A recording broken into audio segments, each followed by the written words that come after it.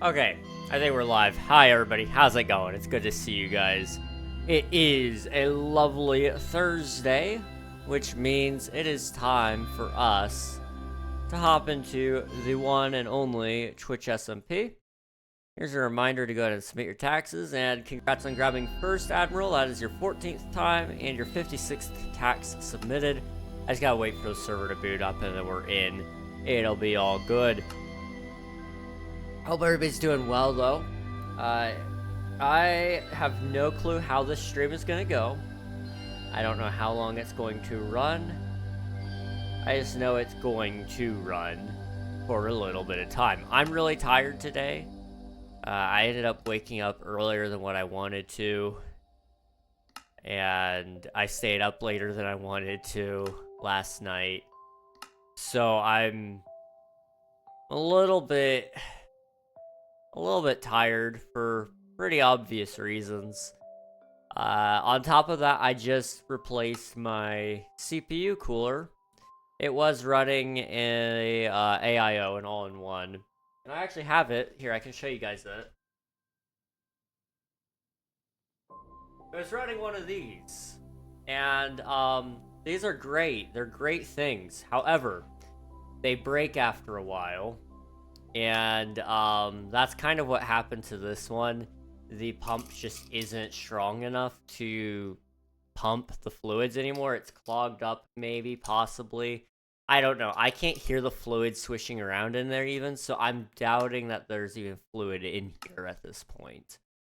Looks like the server's online. I'm gonna try to log in there if it'll let me. But I took this out of the computer today. I put in the new not the new pump, the new cooler. And, we're set. So, this is getting set off to the side for now. I might take the fans off, but it's very unlikely we ever touch that thing ever again, to be honest. It'll probably just set there, collect dust. But I'm going to try to salvage the radiator and the fans and put those on the front of my computer to push extra air through. I've done some math on that, and it'll be pretty good for my computer, needless to say. A little extra airflow would not kill it, that's for sure. Although right now it is running at 63, 62 Celsius. Usually, it's not running that cool. If it were my last cooler, the cooler that's on the bed now, it would have probably been about 80 to 90 Celsius right now. So it's at least a 10 degrees cooler constantly, which is really nice. Whether or not it stays this high or goes back down is another question. I'm going to try to turn up my render distance. I don't know. Do we have Bobby? We do. Okay.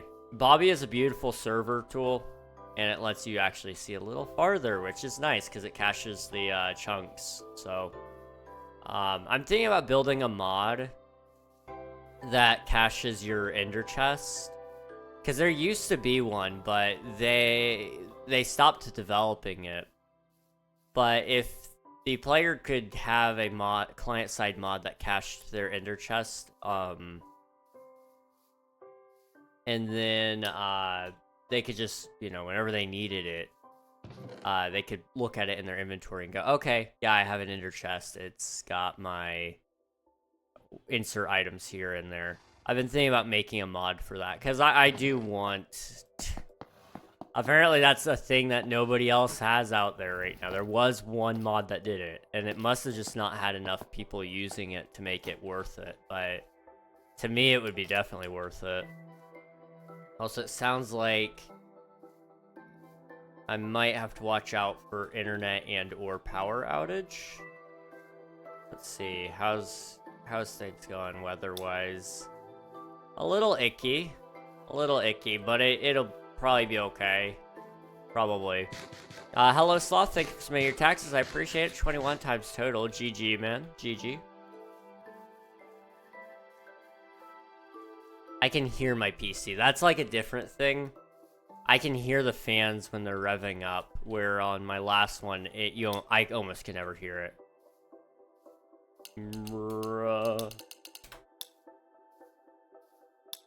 I've been booped.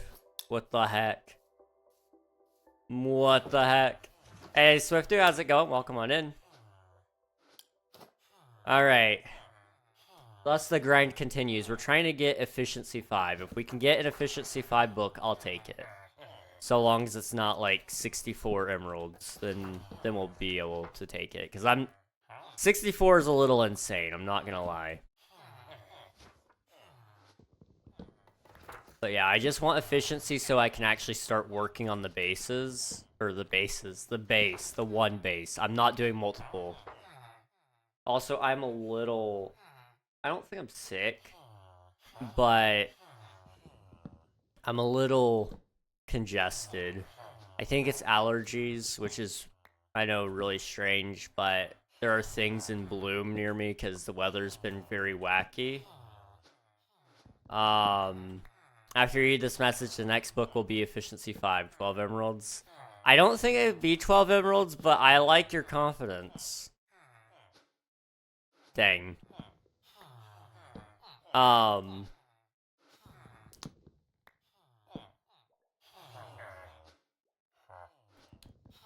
would have taken one for 45, honestly.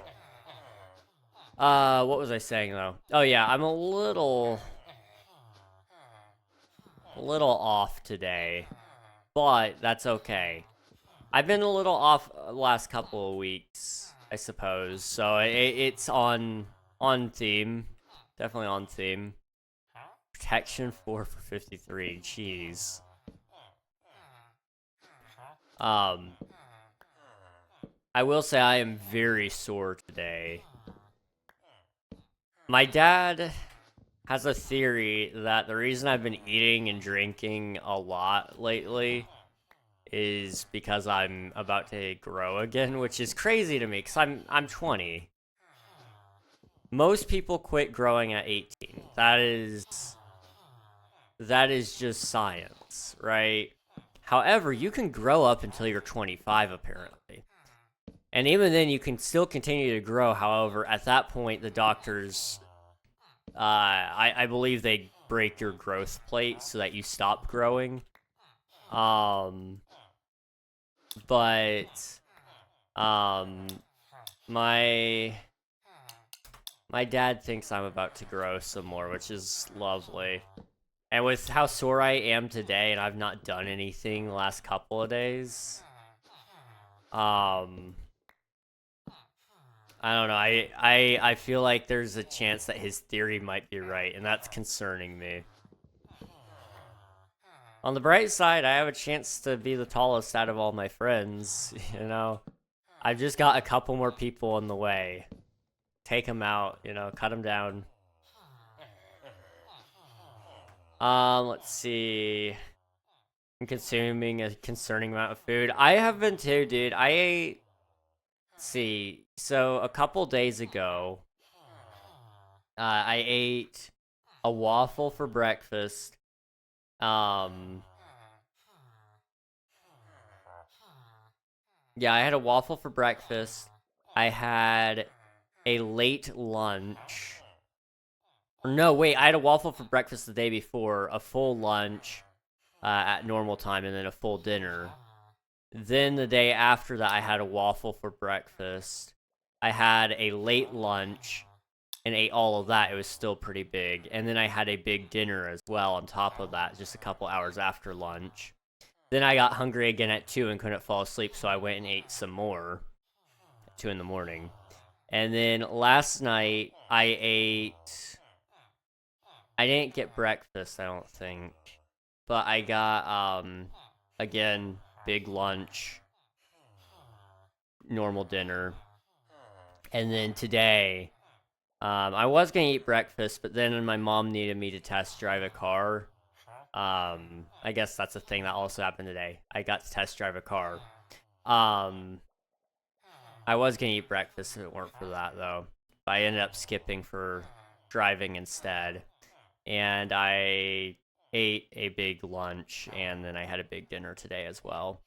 I don't usually eat like that much food ever, but I've been eating a lot, and I've been drinking a lot too. Like I don't know what happened to my body, but all of a sudden, like after 5 years of not being able to eat or drink very much, now I'm like, oh dude, I am concerning. I'm very concerning. That sounds like it'd be painful. How do they break it? Good question. Hey Siri, how do doctors break your growth plate? Hang on. Okay, it didn't open the article like I asked it to. That's fine. Let me just see if it'll let me look it up. I'll Google it. How do doctors break your growth plate? Doctors treat broken. I don't want to know how they treat it. I want to know how they break it for you.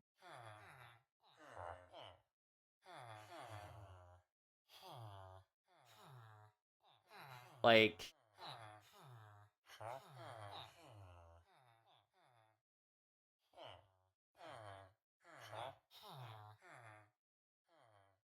they don't.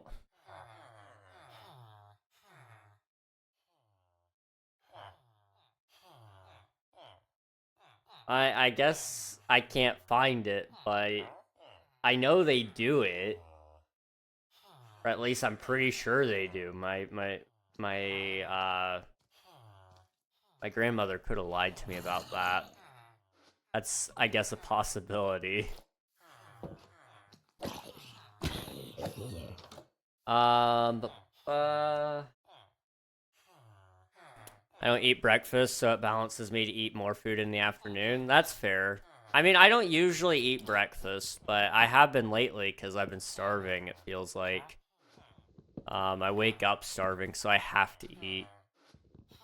Sucks, but it is what it is. Hi, Ryan Ralph. Welcome on in. Why are you nervous? What's going on, man? I put up a sneak peek for Wolfpack in the Discord. It's a bit of music. You can play it on stream if you like. I'll definitely check it out. Hang on, somebody's messaging me. Why are you messaging me? Why? Okay, that's fine. I can I can deal with that after stream.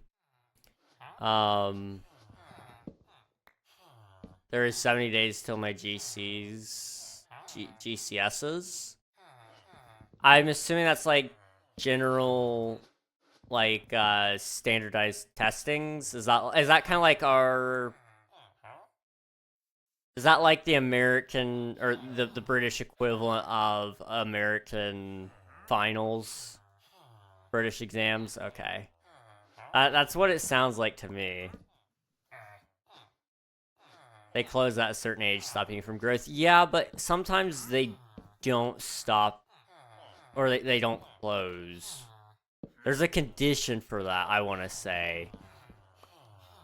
Or you just reach a certain height where it's like, okay, this isn't good for you to not. Graduate certification for secondary education. It's the same you do at 16. Okay, I got you. That makes sense. That's cool, I guess. I mean, definitely make sure you get plenty of rest before it. It's probably stressful, I get that. But try to get some rest before you do the exam. Try not to make everything last minute if you can. I know it's really tempting to put off studying and stuff.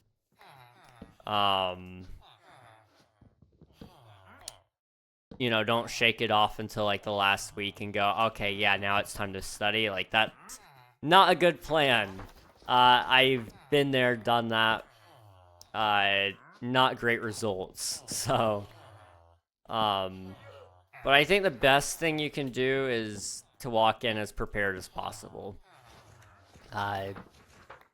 Don't stress about it, because stress won't do you any good. It'll actually only make it harder for you.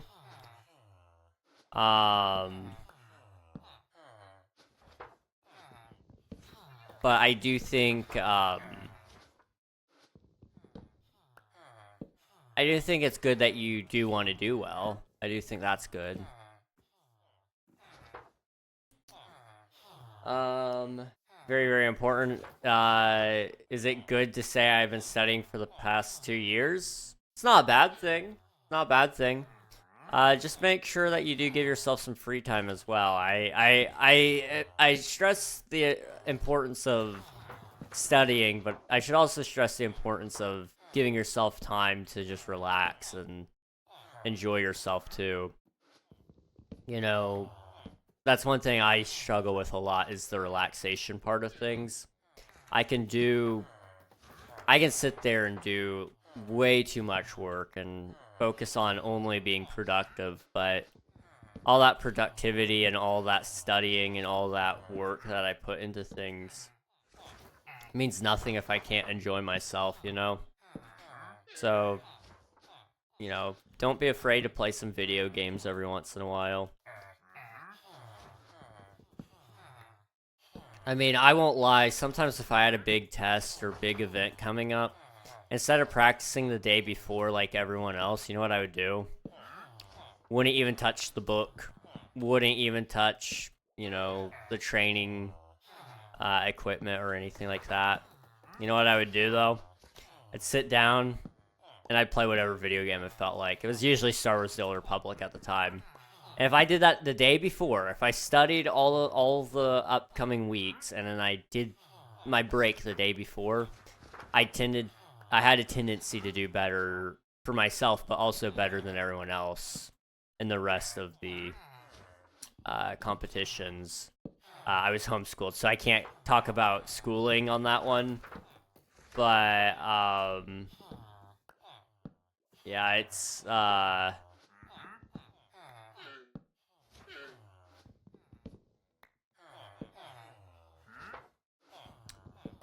that's my strategy, at least, whenever anything stressful is coming up, is the day before, instead of thinking about doing the stressful thing, do something else. That works for a lot of scenarios, too. I think I could probably apply that to almost any scenario now that I think about it.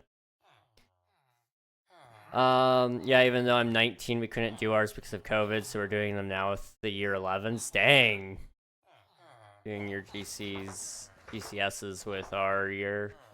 Yeah, that's interesting. They delayed it that much? Wow. Whoa. A little bit of water on the bottom of my cup.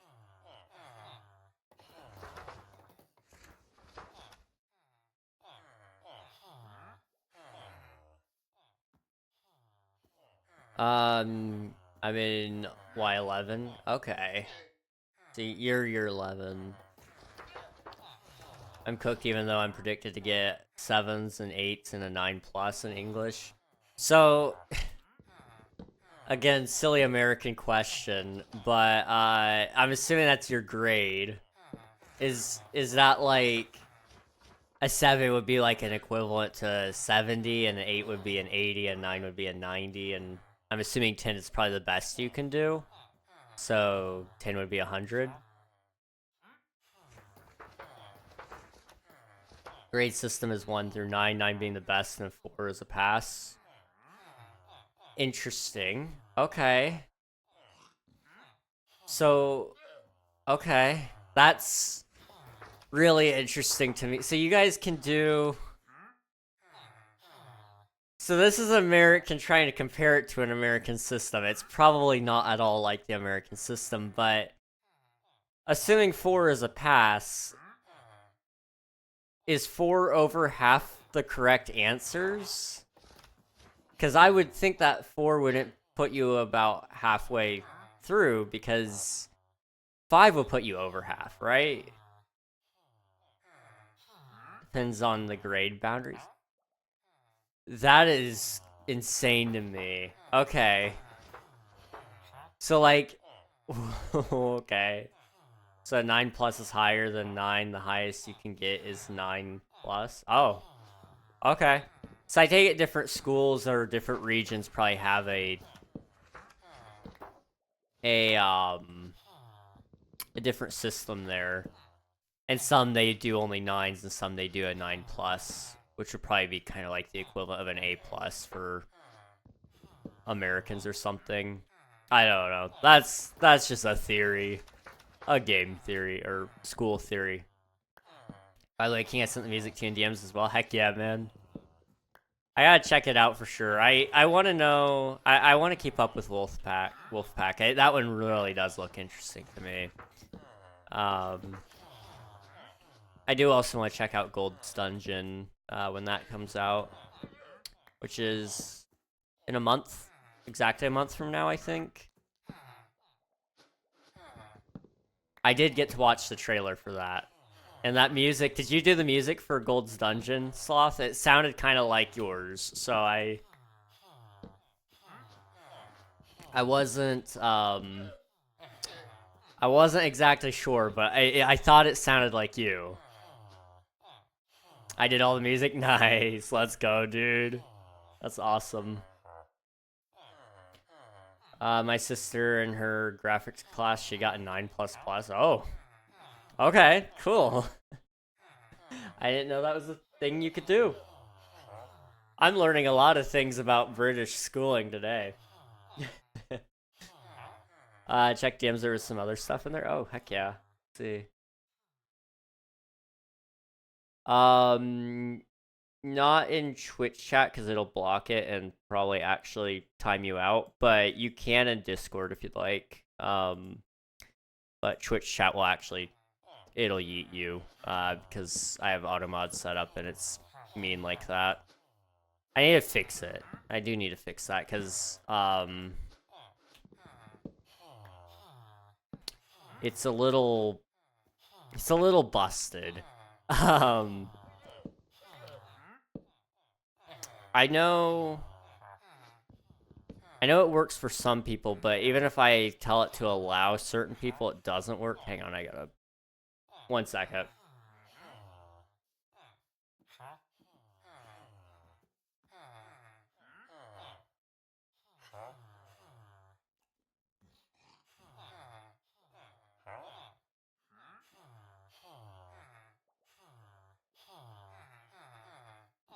Okay, sorry about that. I was struggling there for a second. Okay, I don't remember what I was talking about. I'm sorry. Yeah, Gold Dungeon releases in a month from now. Okay, heck yeah, let's go. I can't wait to see how that is. It looks interesting to me. I think we don't see very many text-based games in general anymore, and I think that's a really sad thing because they're really interesting and you can do a lot of things with them, and part of the enjoyment of it all is kind of the simplicity as well, I suppose. I did all the music, so we just add in pluses for doing better than best. That's kind of what I'm gathering. So like if you go above and beyond what the metrics of grading were, then you can get an extra plus.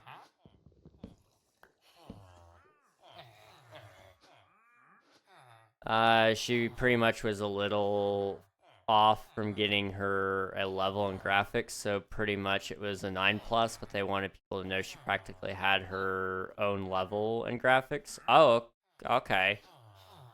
Interesting. I didn't know. So, like, is that up to, like, the teacher to, like, decide what, like, if somebody gets their, an extra plus or anything like that? Is that, like, teacher assigned, or is that a school thing? Because, like, here, if here in the US, at least my experiences, and this could be completely different from public school, but we do it based on each question has its own percentage to the overall grade, or a certain amount of points even. So like let's say there's 20 points on a test, then if you get all 20 points, you got 100%. If you missed one, then it's 95%. And that's assuming all questions are weighted the same. Some of them sometimes, like a definition is only worth 1 point while a fill in the blank is worth 2 or whatever. It still ultimately always will equal out to something that can be easily divisible into 100. That way it's relatively easy. And then you got papers and stuff. Papers are a lot more subjective in terms of grade. However, overall, as long as you have proper grammar and you follow all the rules of a rubric, you'll be fine. That's usually, I think, how most English teachers grade their papers, is with a rubric, but I could be incorrect there. Otherwise, when you get into opinion papers and stuff, you end up getting absolutely beat down with a stick because you didn't agree with the professor or whatever. Let's see. She is the third person in the school to ever get full marks in her graphics. Dang. That's cool. That's really cool. I'm getting some sleep now. See ya, King, and see ya, chat. See ya, Sloth. Thanks for hanging out. I appreciate it. It was good seeing you. Hope everything goes well for you. Hopefully you get plenty of sleep. I know I'm gonna sleep like a baby tonight myself. Hopefully. If I don't, I'm gonna be very sad.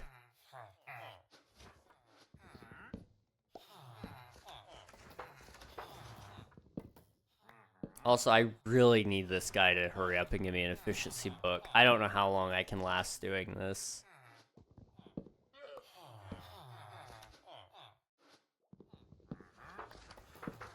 Come on. I know it's gonna be expensive whenever it shows up. I've got plenty of emeralds, so I can buy it. So this time it will be locked. I did have an efficiency 5 book, but I didn't have the emeralds to lock it, and I didn't think about buying his other trade instead, which was a dumb move. It was a very dumb move. Mending? No, I've got mending. I've got mending for, what is it, 10? Whatever the cheapest is. I think it's 10. I had 2 villagers. I might still have both of the villagers. But I had at one point 2 villagers that both sold mending for 10. And that was like, whoa, that's crazy. But I'm trying to get efficiency now, which is pain.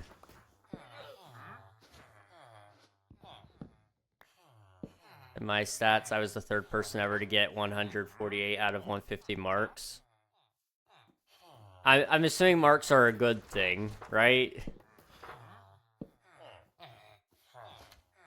I feel like here, I feel like that was a bad thing when...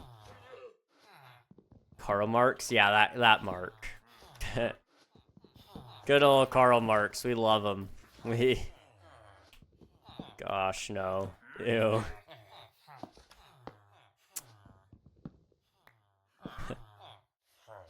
Karl Marx was a character and a half.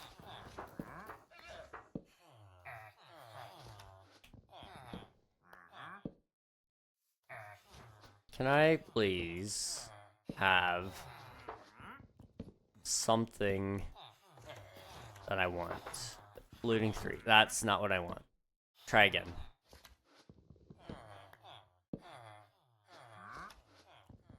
You know, I'm losing the will to live, slowly but surely.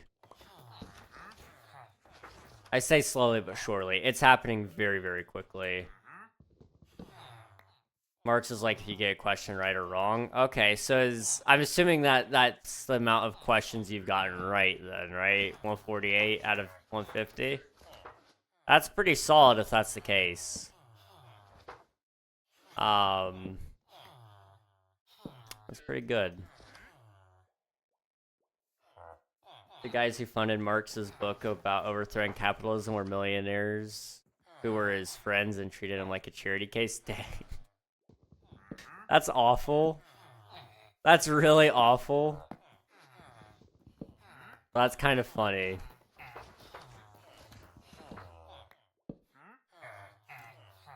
Like, not in a good way, but kind of like in an ironic way. I don't know.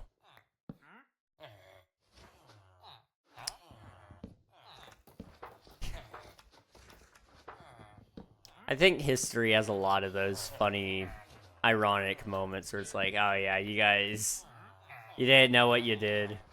You didn't even understand. Got 140 out of 150, right? That's good. That's really good, actually. I don't know many people who could say that that's been the case for them. They looked at him in his book like, haha, this will be a funny story to tell our grandkids. And here we are, where he is more than likely more popular and more of a household name than any of them have ever been or ever will be. Wow. I say ever will be like they're still walking the earth. I don't think anyone that met Karl Marx is still walking the earth. Let me be clear there. That was a little while ago. Come on. He is the reason at least 1 billion died. And probably the reason 1 billion more will die, inevitably.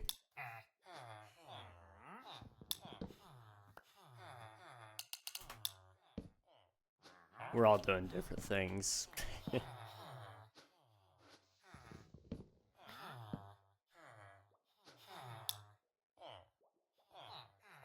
That's true. That's true, Mumbo. Good old Stalin. My boy Stalin, he, interesting guy. You guys ever read up on your histories? Your history books? Really interesting stuff there. Really, really interesting stuff there. Can I... Please? Please?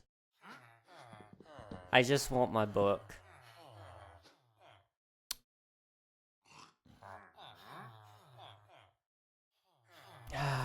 Okay, one more level. Come on.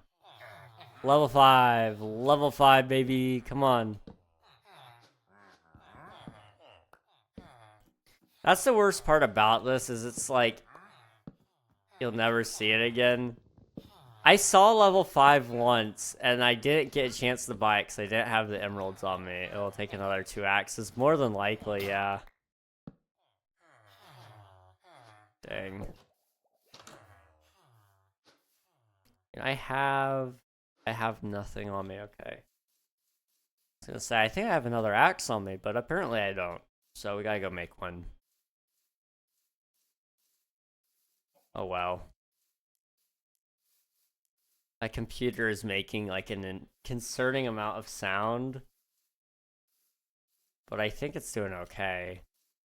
I need to tune my fans. I've said this a couple of times, I feel like, but I need to. I might do that after stream today. But first what I'm going to be doing is I need to plug in my radiator again and see if I can retrofit it into my case to just be a separate cooling system from the CPU. We'll see. Stalin learned to be a priest, became a bandit, then became a communist revolutionary to sate his bloodlust. Yeah, that lines up. That does line up. You've got it all there. I became the school legend after that because I made a bet with my teacher that if I got 120 out of 150, she would take our entire class on a trip to the zoo. And everyone was so happy that I went from the dumbest kid in the year to one of the smartest. Sometimes all you need is just a little bit of encouragement. And, Becoming a local legend is definitely some encouragement, let me say. I had a tendency to, if I put on the, if I put on pressure, I could usually succeed in whatever I was trying to do. But I had to put on an absurd amount of pressure to make it work. I remember we were playing these games one time, and it's where you tie balloons around your ankles. Some of you have probably seen this. I'm sure you've played it in school or something like that. Maybe. But you tie balloons around your ankles and you try to pop everybody else's balloons. You know, like Mario Kart balloon battles. We played that, and it was just me and this other really, really tall dude. And this is back when I was short, like shorter anyway. Well, I'm not short now. I don't know why I felt the need to say that. I was definitely shorter than I am now, so I suppose what I said was right. But it was back when I was short, you know, probably 5 foot at most. And there was this big 6'6" dude, probably weighed 300 pounds. And he just kept running after me, chasing me everywhere. Everybody's like, you can't do it, dude. You can't do it. You can't win. I'm like, I won't lose. I can't lose for you guys. I have to win for the team. Turns out I'm really, really good at that game, or I was, at least at the time. More so because I told everybody I had to win for them. And I'm not gonna lie, I may have played a little dirty at that moment, but I got really, I was able to trip him up a lot more because of my size, and he may or may not have actually slipped and fell, and I popped all of his balloons while he was on the ground trying to recover. It was a good time. It's a good time. Oh no, not the ads. Oh, they're always at the worst time, aren't they? Jeez. Love to see it, don't we? Gosh. They always show up at the worst times.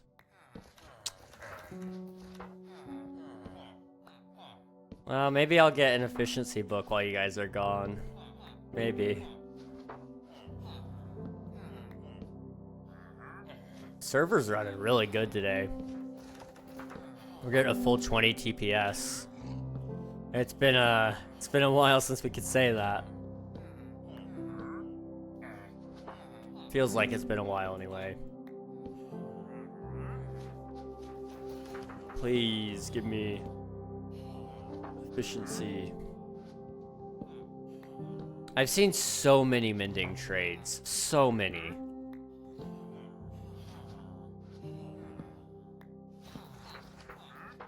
And plenty of trades that I would take if it weren't for the fact that I just need efficiency right now. Because I want to work on my base today if I can, and if I don't have efficiency, working on my base is going to be a pain in the butt.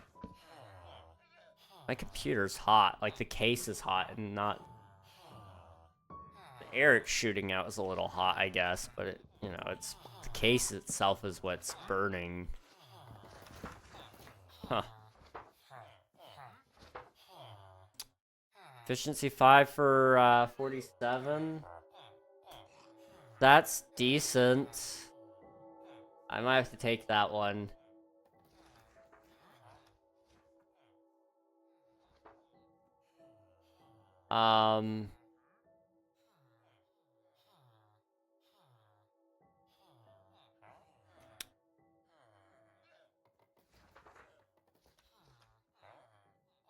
Yeah.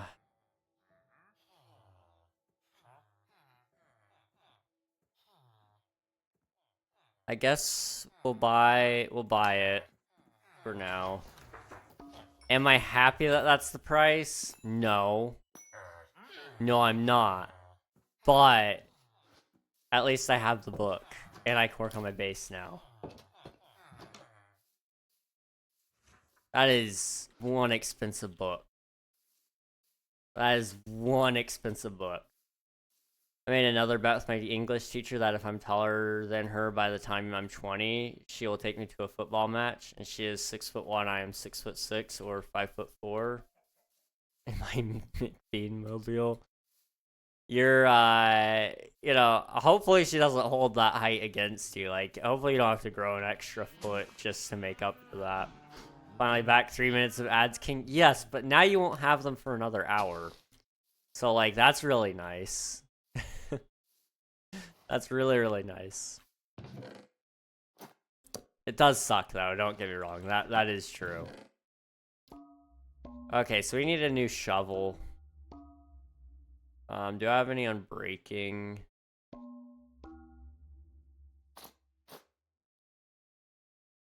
Mending, efficiency 5, on breaking 3. Okay. We can now make a good shovel out of that. That'll be good. I don't know where my anvil went, so let me go grab some iron from the farm really quick.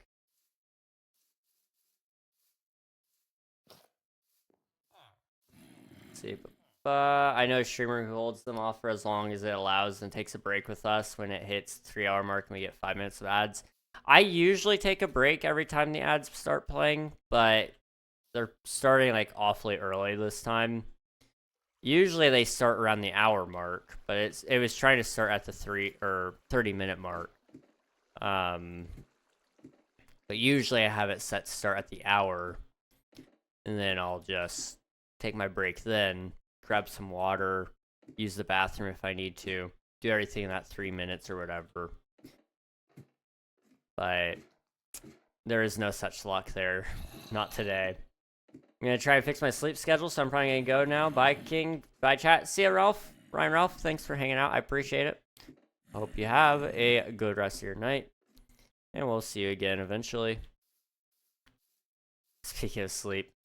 Bro, I wish I could sleep.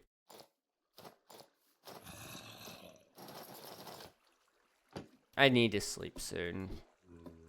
But I'm not going to. I've still got like another little while before I ever consider sleeping right now. I've only been live for 40 minutes. That feels short, but that's like a long time as well, I suppose. I don't know. I'm once again taking a psychology class and I'm running sleep experiments on myself for a paper. That's awful, but you know, I respect it.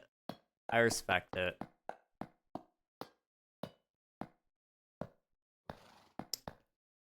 Come on. Oop. Okay.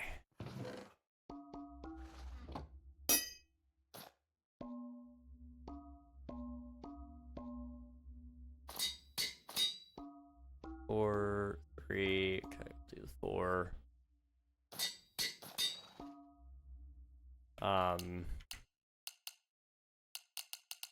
It's my shovel. Okay, now we have an absurdly fast shovel for digging sand. It's a good time. What I do want to do... So we've got so much sand in here, okay? I'm just trying to think. We need to drain out part of the ocean.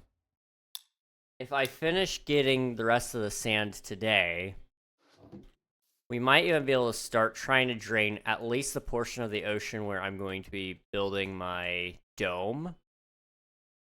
And if we do that, you know, I can actually build my base or start working on it. So that's the thing. I feel weird. Everybody's got way cooler stuff than me. But I know my stuff is going to be equally as cool. It's just it requires so much setup. And I try not to compare. Let me Let me just state that really quick. I try not to compare myself to everybody else, but it's really hard not to when they're making really, really cool things. So, I'm trying my best. I'm a little slower than everybody else right now.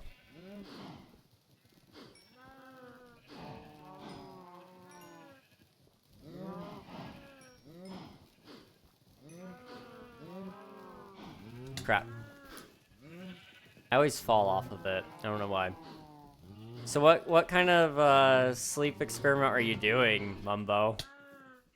I'm curious if you don't mind me asking. I've just been trying to get my sleep schedule back on track, but it's been falling apart. I'm tempted to give up, but I know if I give up, it'll never go back, so... If I give up, it's, you know, it's too late for me. This time it's the effect of time zones.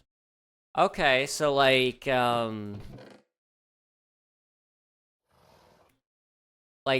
the last semester was not sleeping. This time it's the effects of not of time zones. So like, from going from like, let's say you're going from the Pacific Coast to the East Coast, so you would shift your whole schedule over by a bunch. So kind of like measuring jet lag to an extent, right? Is that kind of like what you're going for there, sort of? I'm just adjusting my sleep schedule wildly. That's fair. That's actually kind of cool, dude. I'm very curious about that myself, actually, because it would actually be really beneficial for me if I stayed in the U.S. I'm planning on staying in the U.S. Let me clarify that. But it would be very, very beneficial to me to actually move anywhere else in the U.S. because my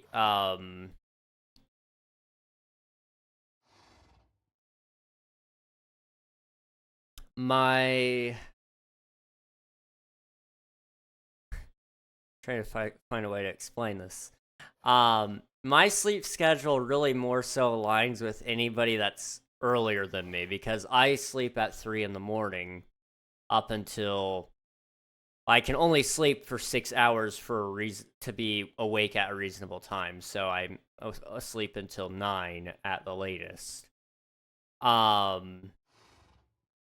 So anywhere that I could go to sleep earlier and it still feel like I am at 3 a.m., I don't have to do any adjustment period for that technically.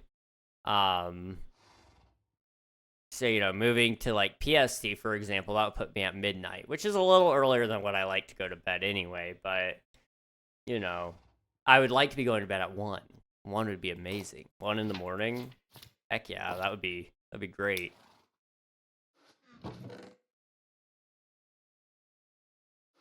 Okay, sleep. Hi Swifty here. I hate time zones. So relatable, dude. If everybody were in the same time zone, I probably wouldn't stay up as late as they do. I'm not gonna lie. But once you have like friends in so many different time zones, you end up accidentally staying up late for them and see that you can talk. And it's like, that's awful. If you were all in the same time zone, though, it would be convenient for everybody to game and have fun. However, that's just not the world I live in. It's oscillating like a compass in another right now. This week is Indonesia time. Dude, you're going really into the effects of it. Dang, okay. Not just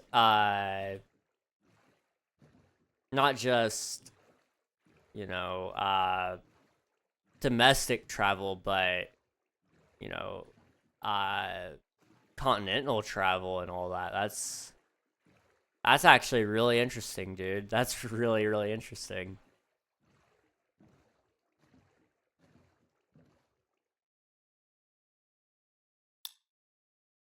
I found out a bulk of my friends don't sleep till like 2 a.m., then wake up 3 hours later and still somehow have more energy than me. They'll have more energy than you in the short run, but the long run, you're gonna have more energy than them. The thing is, so you gotta look at what they're eating. So if they're eating breakfast, that gives them a little extra energy. If they're having caffeine, that's gonna give them a boost of energy. What does their nighttime hygiene look like? You know, when they're going to bed, what are they doing? That's all important. But a 3-hour sleep session is more functional like a nap, and your brain doesn't utilize that as like a it doesn't hurt your brain because it thinks it's just a nap. That's how it's viewing their sleep right there. So it's short bursts of sleep, but it's enough to recharge them for a little bit. And 3 hours is the length of a sleep cycle. So they're probably waking up at the end of their sleep cycle, and they may not know they're doing this, but that's what they're indirectly doing. I used to do this for years until I found out what I was doing, and then I found out how bad it was for me, and now I can't do that anymore. Plus, it starts to kill you after a couple of years of doing it. It'll catch up to them. But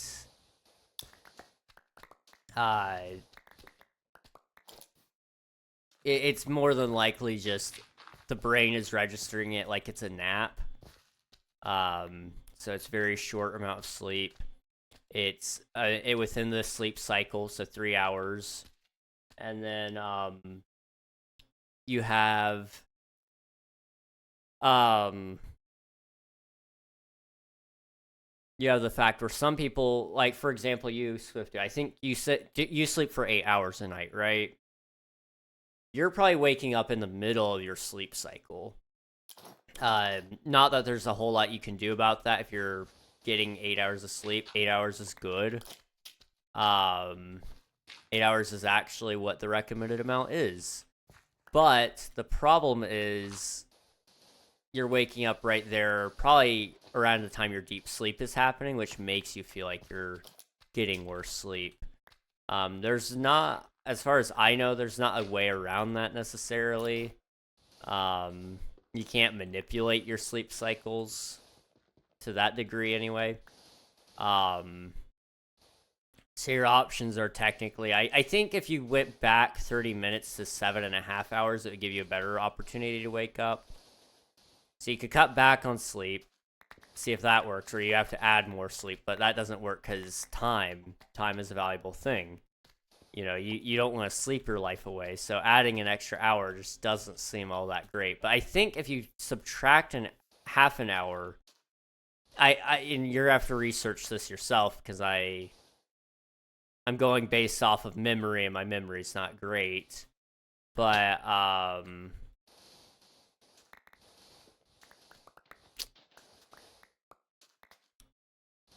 I think anyway that puts you in one of your lighter stages of sleep. I want to say it actually does put you into REM sleep, which is a more appropriate time to wake up. Or maybe not REM. It maybe even be before REM. I think. I don't remember. Like I said, it's been a while. It's been a while since I've looked at all that. Luckily, I trained my body to fall asleep in like 3 minutes. That's nice. That's really nice. It takes me a while to fall asleep. I've got too much on my mind to sleep nowadays. But, you know, sometimes that isn't a terrible thing either, I guess. This hasn't breaking, right? Yeah, okay.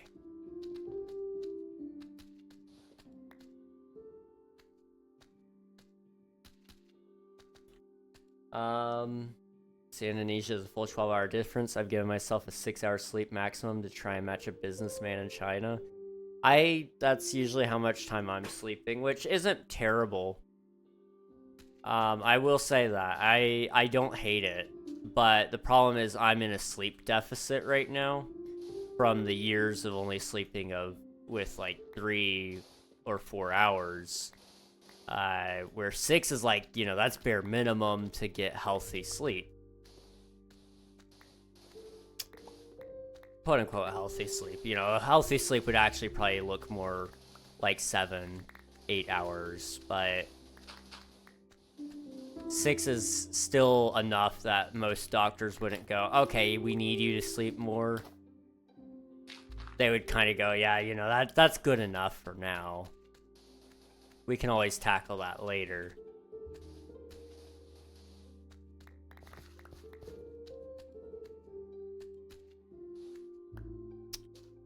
Most sleep medication puts your body in a mini coma rather than inducing sleep. That is true.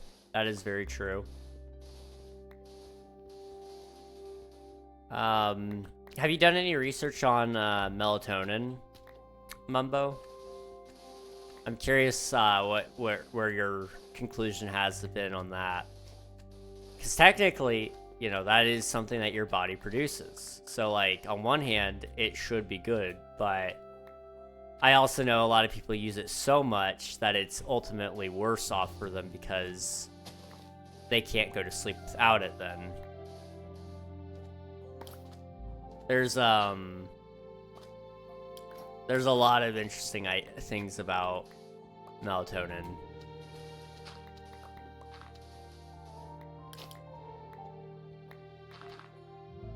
Let's see. Indonesia's time is roughly interior China time. Okay, I didn't know that. Sure, my body falls asleep in 3 minutes. Most sleep medication puts your body in mini coma. I don't take melatonin and I avoid all medicine where possible to avoid building immunities. That is so fair, dude. I'm in a similar boat. I try not to take medicines if possible. But sadly I've been given a lot of my dad's genes, and like him, the seasonal allergies hit hard. So I have to take those pretty much all year round. Because if I don't take them, I'm miserable. And then,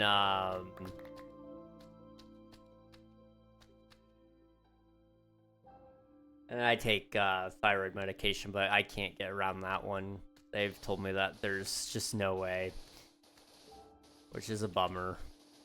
I didn't want to be on medication my entire life, man. Because I know with thyroids in specific, it's like,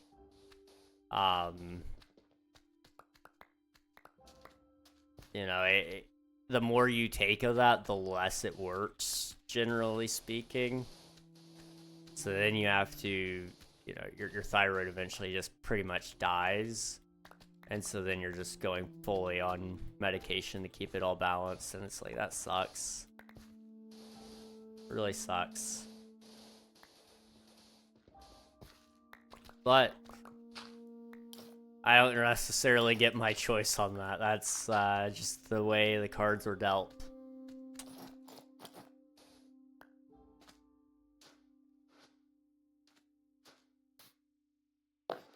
Okay, let's go this way.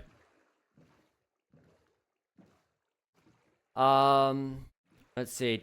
No medication and a spout of tough flu about 8 years ago have given me the immune system of a bolt. That's so fair, dude.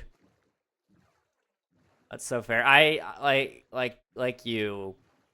I don't take much medicine, especially if I'm sick. If I'm sick, I'm like, I'm okay. My family had the flu this time around. I've never had it. I've never taken a vaccine for it, so I didn't really want to get it either.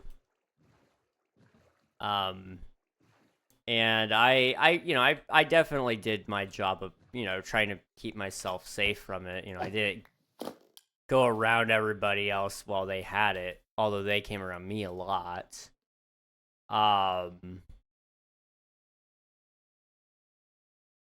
you know, I wore a mask around them if I did end up going in there to help them. But, you know, my brother, he was sick. He was throwing up. I went in there and I checked on him. Pretty sure I even touched him. Like, he and I, you know, were in very close proximity. I didn't get the flu, though. I just didn't. And I mean, I did a great job of, you know, washing my hands. Like I said, I was wearing a mask around them because I didn't want to breathe their germs. Near the end of our bout of the flu in the house, we had air filters put in that had like the UV lights in them that supposedly can kill flu germs. I don't know if they do or not, but they claim to, so they might. We did not touch. I'm pretty sure you touched me, man.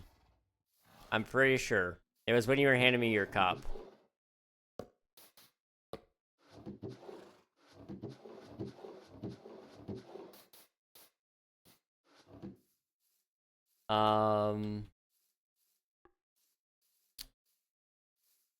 I have no disease in my future but heart disease, and science will fix heart disease any day. You know, the hope is there. The hope is definitely there. I don't know what I was thinking. Oh yeah, they don't blow up. I didn't get sick from COVID, not from the vaccine, not from anyone. Dang. That's impressive. I have gotten COVID a lot. I say a lot. I don't know what's a lot these days. I got sick like 3 times with it.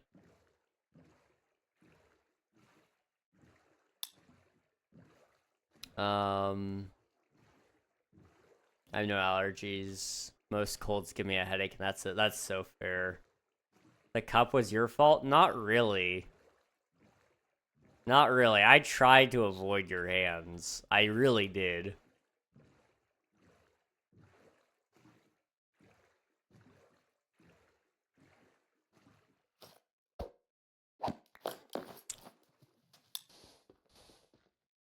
Like I said, I did try to avoid everybody, if I could.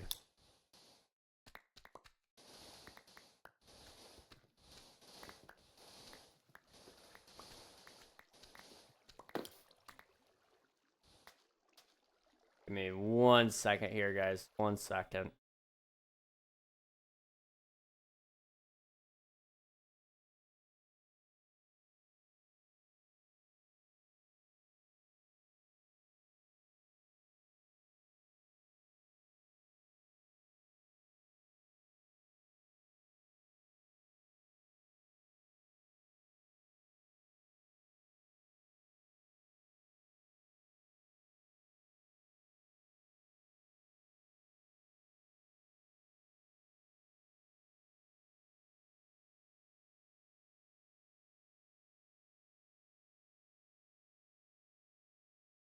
Okay, there we go. We're good now. Placing the blame on each other in only ways other brothers can.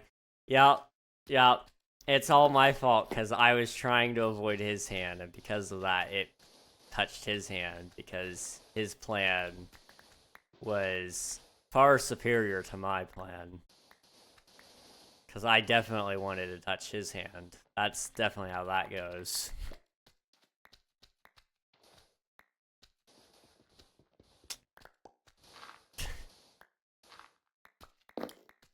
Never claimed you had intent. I don't know. I feel like you're implying I had intent. And, you know, I find that very offensive. I really do.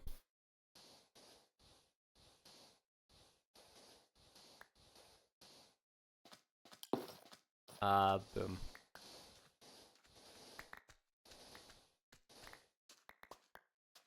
Let's see. Yeah. Implying your foolishness caused the contact. I don't think so. I think it was in fact your foolishness because you were sick. Sickness does many things to a man, including turning him into a fool. That's why I firmly believe there are many people these days who are sick, because they are fools. Nothing but fools.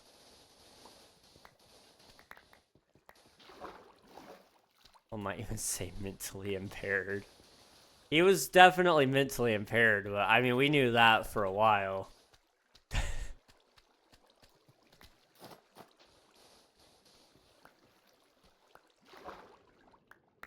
gosh. Where's the... Oh. I want that. Thank you. I knew there was one more. I just didn't know where.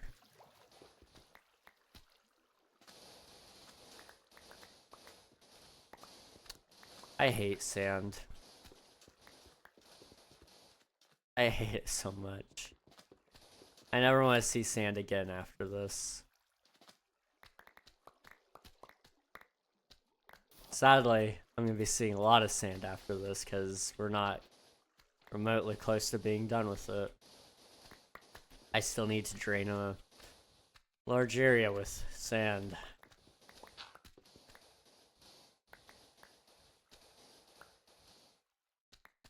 Oh wow.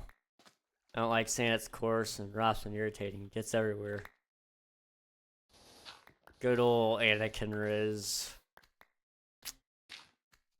You know, I wonder if I tried to pull some of the lines that Anakin pulls in Star Wars, if it would land me anything, you know? How bad could it be? Should I try the sand riz, guys? Is that a thing?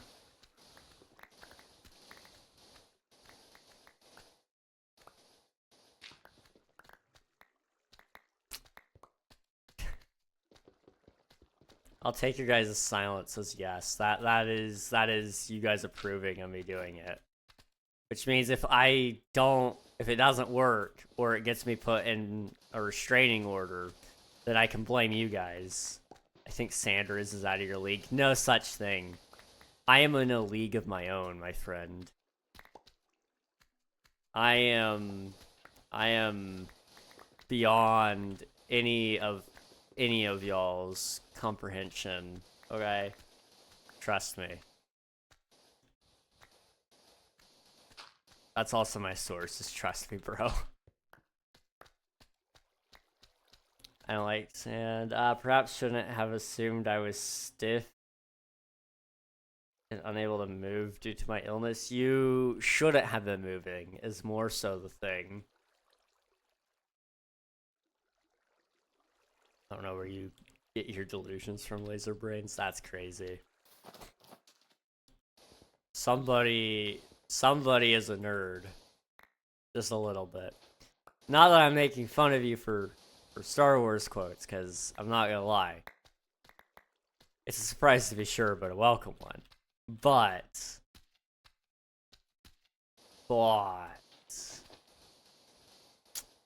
you're a nerd. I laid with no food for 2 days. Don't tell me to not move. You had food. You had options for food, okay? Let me specify that. You had the ability to eat. You just didn't want to.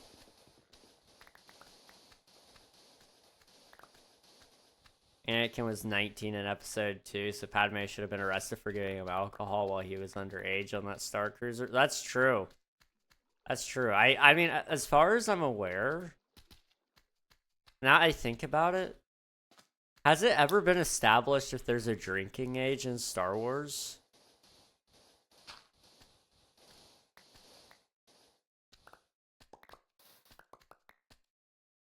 I'm really curious. Is this what we're Googling right now? This is what we're Googling. What is the drinking age in Star Wars?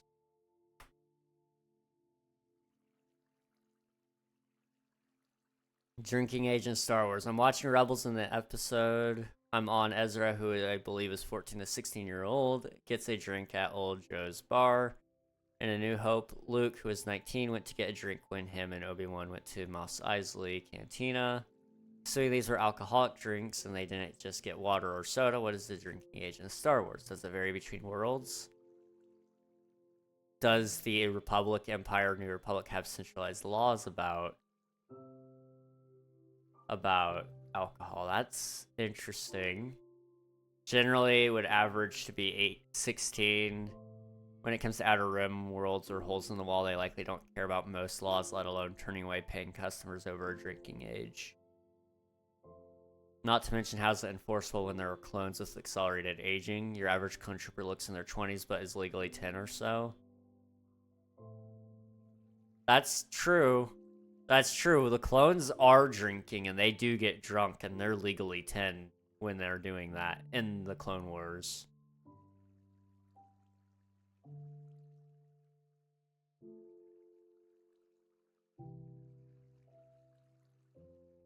In Star Wars The Clone Wars Season 2 finale, Boba tries to get a drink from the bar, but somebody stops him because he's too young. So 11-year-olds can't drink.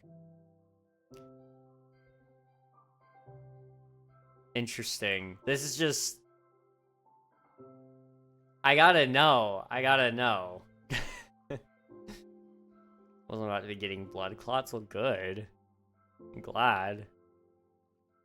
Okay, according to Wikipedia, this is the end-all of all Star Wars knowledge, okay? Restrictions.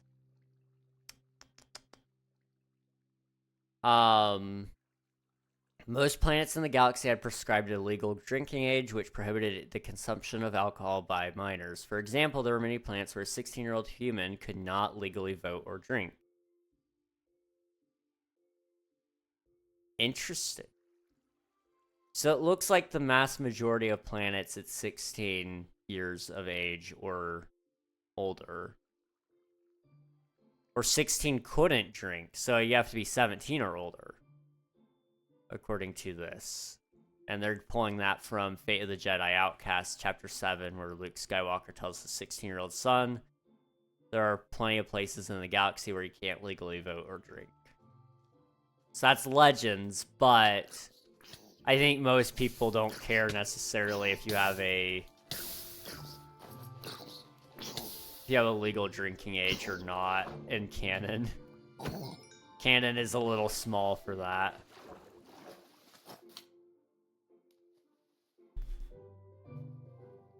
It's different planet to planet in the EU. It should be known that there are millions of planets. That's true. That is true. Clones aren't people, and as such, laws don't apply to them.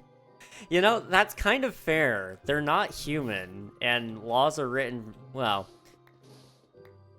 I guess they wouldn't be in Star Wars. They'd just be written for general sentience, I suppose, due to the fact of different aliens and such, but... I don't know, that's a whole can of worms. Clones didn't technically have rights until one episode in Star Wars, The Clone Wars, right? And even then, they still didn't have rights until after the Bad Batch. So, yeah, I guess you're kind of right. Clones don't have to follow any laws, technically.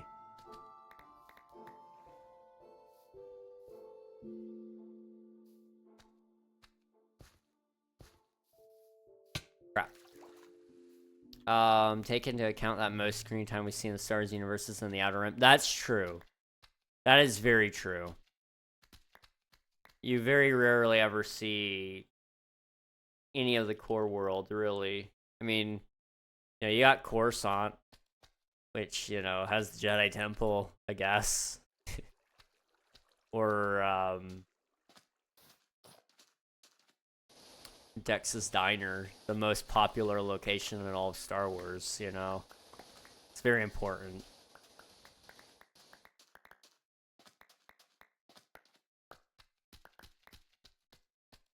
Okay, can I... Oop. Okay, we need to go this way. Yay for moderation. Mid-Rim is Naboo, half of the Clone Wars battles, and the Mandalore sector. That's true. Mandalore has some really good story, man. But a lot of it goes to Outer Rim, like, you know, Tatooine, and all of the sequel trilogy takes place out in that area. Albeit the Outer Rim, I believe, is just expanded at that point.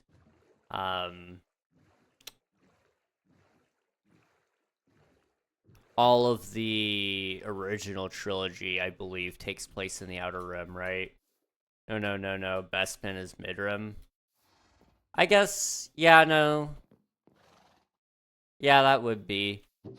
Bespin isn't in sequel trilogy though. So I mean, I think that all still stands there, but I would take back, the original trilogy, I suppose. Uh they do go to Bespin, and there's a significant portion of the movie on Cloud City. So, um Empire Strikes Back has a little bit of time out there. Where'd my boat go? Over there.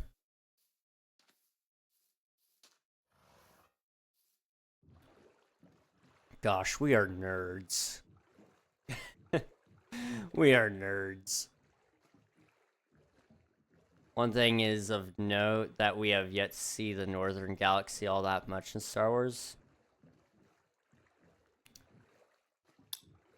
You know,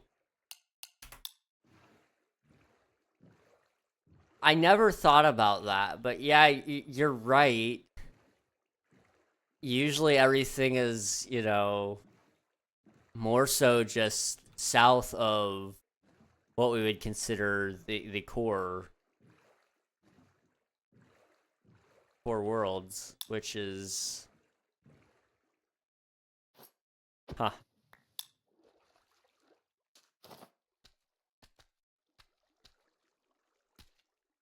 Wow,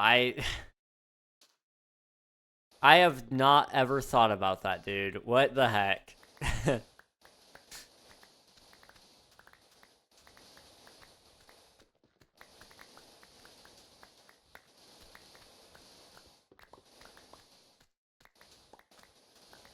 just gonna try to flatten this out really quick.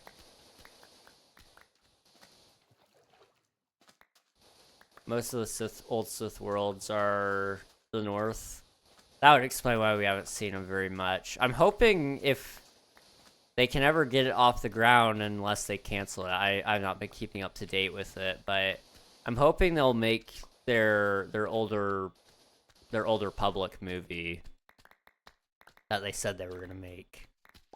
Not they never said it was Old Republic, but they said it was before the Phantom Menace, which means it was probably gonna be Old Republic. Although I think now they're calling it the High Republic era, which is kind of a disappointing name. I'm not gonna lie, but whatever. I'll allow it, I guess. Speaking of the Old Republic, if you guys ever want to play a really great Star Wars game, check out Star Wars The Old Republic or Star Wars Knights of the Old Republic. Or, I mean, there's plenty of comics from that time period as well. None of them are canon, but there is some really good story there. Really, really good story.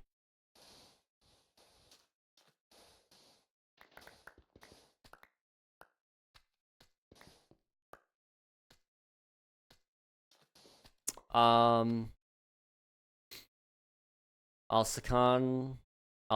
is the heart of the North. I've never heard of that place, actually. Interesting. As a person who never watched Star Wars, no idea what like 90% of that was. Fair enough. This is I don't know. I guess this would be called geography, right? I know geography, usually states, location and in world, but I don't know what you would call this in terms of interplanetary travel and like the location of things in interplanetary travel. I want to call it geography, but I feel like that's wrong. I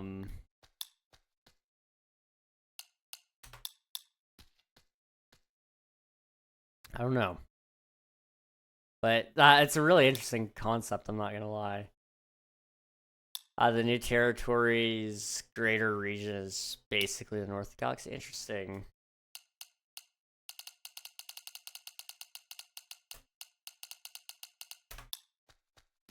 Gotta give him a hard time. What am I doing? What am I doing? Oh, we finished the speech. Okay, we gotta go back.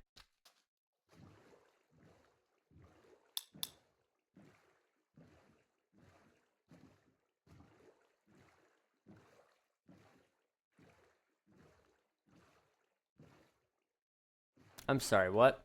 They were probably high while writing it, so it's fine. You know, they added this blue teddy bear thing in the High Republic stuff that we've not seen since then, which means they made like this little creature that seems like a Care Bear, but it goes extinct canonically if we haven't seen it. So, blue plump elephant? No, thankful. Well, honestly, the blue plump elephant didn't bother me. It's legit a teddy bear though. Okay, hang on.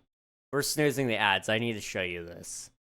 Blue teddy bear, Star Wars. Okay, you need to understand. Where is it? It has a name.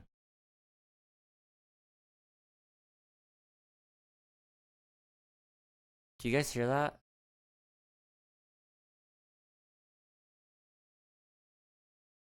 I hear something in my left ear, but it's voices. But I don't know why. Nubs, that's the one. Like 99% sure this is from the High Republic era.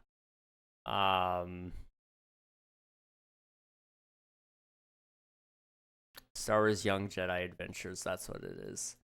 Star Wars Young Jedi Adventures. I had to do my research. I've never watched it, let me be clear. I've never watched it. Although with Yoda in it, maybe they're not canonically. Well, they have to go extinct at some point. That's the rule, because we haven't seen them. So they must be extinct if we haven't seen them yet. That is not canon. No Star Wars fan will accept that as canon. See, I don't accept it as canon, but technically speaking, I'm pretty sure it is.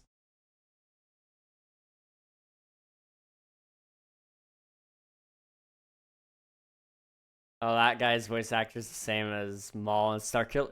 There's no way. There's no way they got Sam Witwer to voice it. Please. You're kidding. You're kidding. You're kidding. No, you got the wrong guy. You got the wrong guy. It's Steve Bradley Baker. Okay. Still a weird choice, but not nearly as bad. Steve Bradley Baker, he did the voice of all the clones. So you got a good voice actor, very good voice actor, but he's not quite Darth Maul level intense.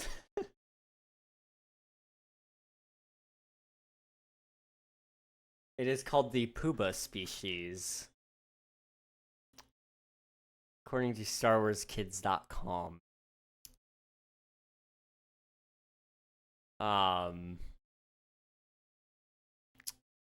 Jedi youngling Nubs is the cute and comically expressive heart of his friend group.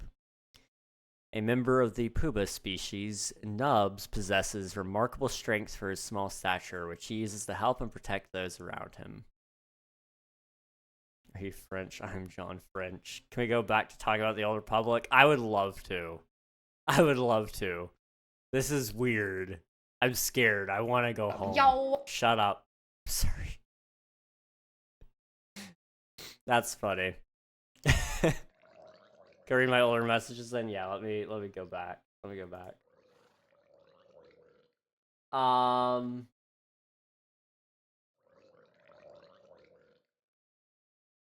Alsakan is an important Old Republic world because it was part of the PSD Crusades that saw the Republic incorporate the northern and eastern worlds outside of the core and colonies.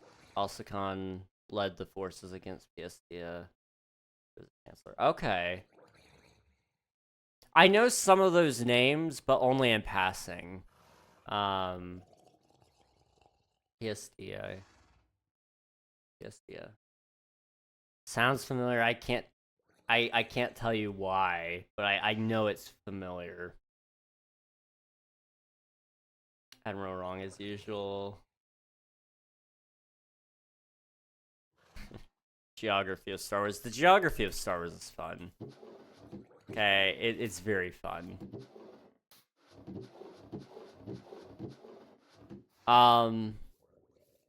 I will say I do like that they're going back to revisit some of those older worlds. I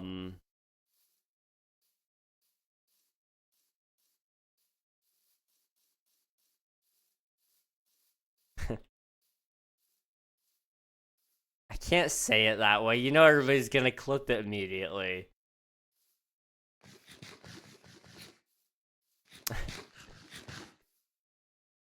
I'll correct it, Admiral. Pious Dia. That's as close as I think I could get there without people clipping it. I'm not gonna deny it, but you did you did nothing wrong. I mean, like, technically, you know, they were just trying to share the information. Oh, a dolphin. Correct, you said correctly? Okay. Pious Dia. Pious Dia. See, my brain wants to make it rhyme, but you can't. You can't. Which is very sad, very disappointing.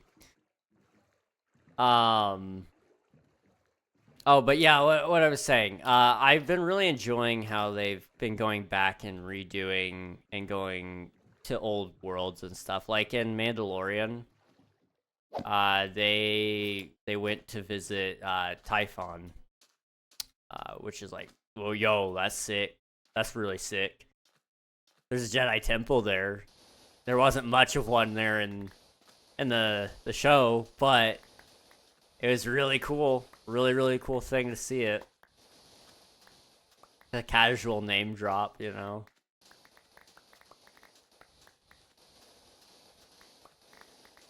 Depending on the part of the galaxy, could also be Dea. Okay, I gotcha.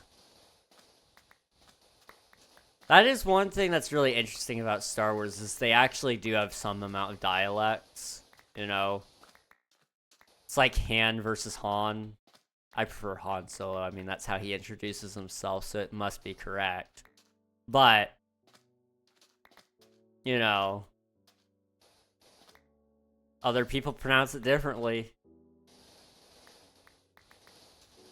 Although I think originally Lando is the only one that ever said it Han, but, you know, I think as mistakes like that happen, George Lucas just kind of leaned into it and said, yeah, you know what? This is part of the dialect now. You all will start pronouncing things differently, and that's great for world building.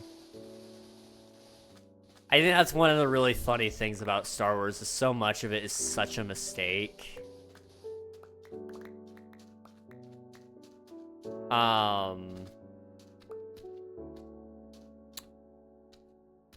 So much of it was a mistake, but it turned into one of the most beautiful mistakes ever, because it was just like, oh yeah, this, that, like, believe me, he had no clue what he was doing when he wrote the first movie. He just wrote a movie that he liked, but people really liked it as well, and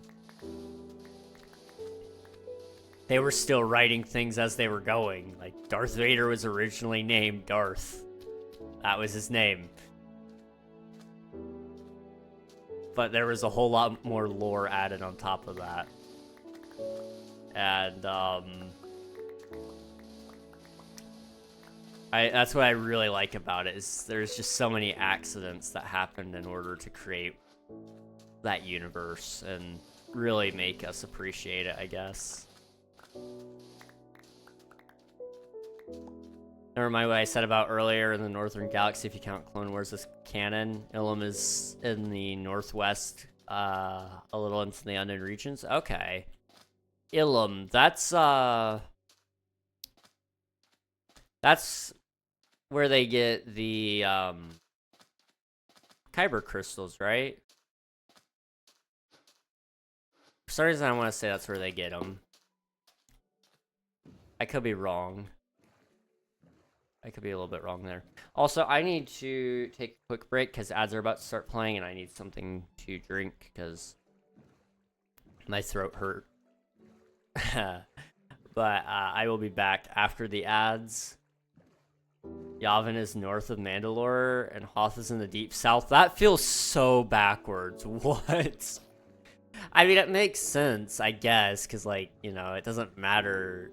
There is technically no north. I mean, there is a north and a west in space, but, like, you know, technically speaking, it doesn't follow the same rules of climate as, you know, Earth. But it feels so backwards. Oh, that's interesting. Okay, ads are about to start. I'm going to be right back. I'll see you guys very, very soon. Sit tight.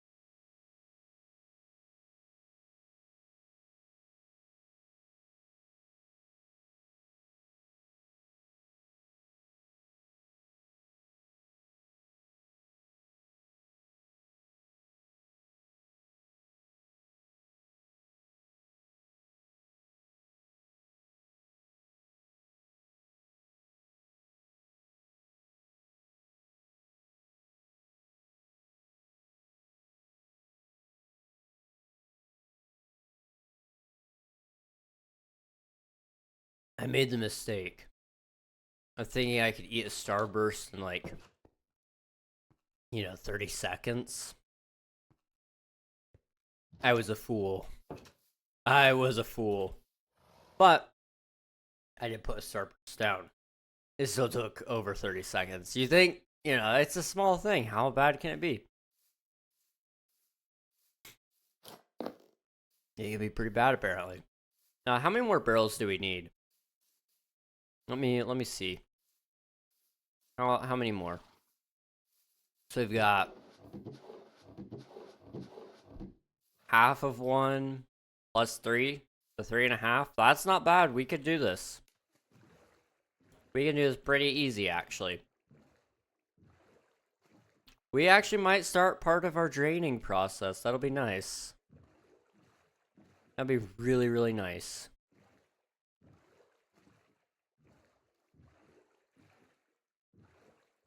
Well, I'm kind of hyped. I'm not gonna lie. I didn't know this was gonna happen today. I really didn't think. I really didn't think we were gonna be this close to actually starting part of our project. At the very least, we'll do our sand wall around the perimeter of where the drain will happen. That way I can start digging down as well.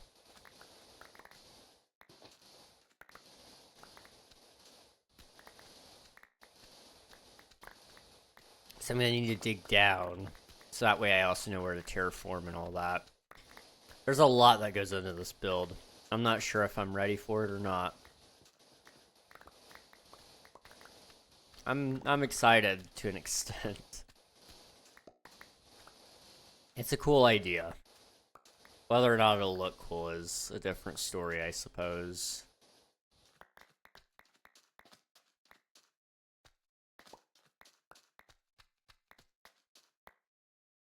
Okay, give, thank you.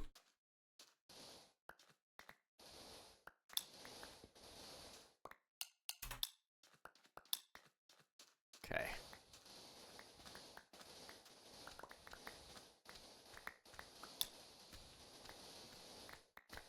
Trying to think.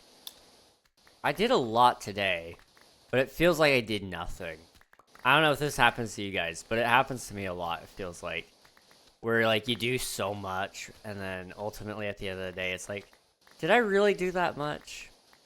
Like, I woke up today, first thing in the morning, I went and drove a test car, or test drove a car.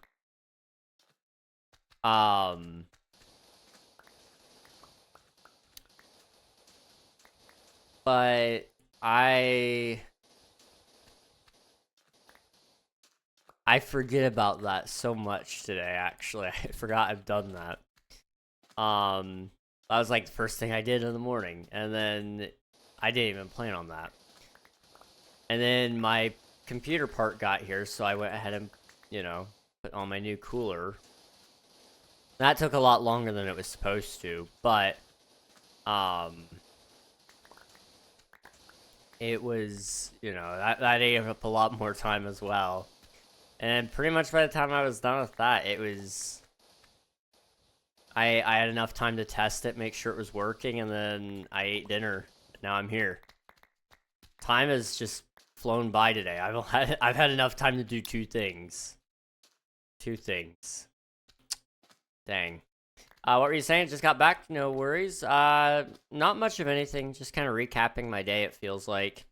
I was just asking you guys if you also ever feel like you did nothing even on days where you did things. Like today, I've arguably been more productive than I have in the past, but I still feel like I've been relatively unproductive. And maybe that's because it's not in places that I want to be productive in. Although I do like the idea of having a car, or having not necessarily me having a car, because I'm not the one buying it, my parents are buying it. As much as I love the idea of having a car around that I can drive, without fear of my parents being upset if it gets into a terrible, terrible accident. Not that I would ever get in a terrible accident, because my insurance is high. Just fun fact, insurance companies are allowed to discriminate on you, legally. It turns out they can just charge more on your insurance because you're a man and you're under 25 and you're not married. If I get married before 25, my insurance will drop down. If I'm over 25 even, I think it would still drop down. But once I turn 25, it drops. And it drops again when you turn 30. So, and I know why they can. I mean, that's just how insurance works. You know, it's about risk. Young people tend to be risky. Men, especially young men, tend to be very risky. And, you know, I understand how they get to that point. However, I don't want my insurance to go up, so I've been trying to keep off of tickets and all that.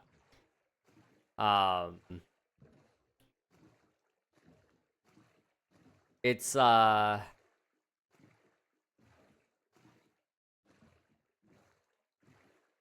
know, it's interesting. It's really interesting how insurance can work on that one. So, you know,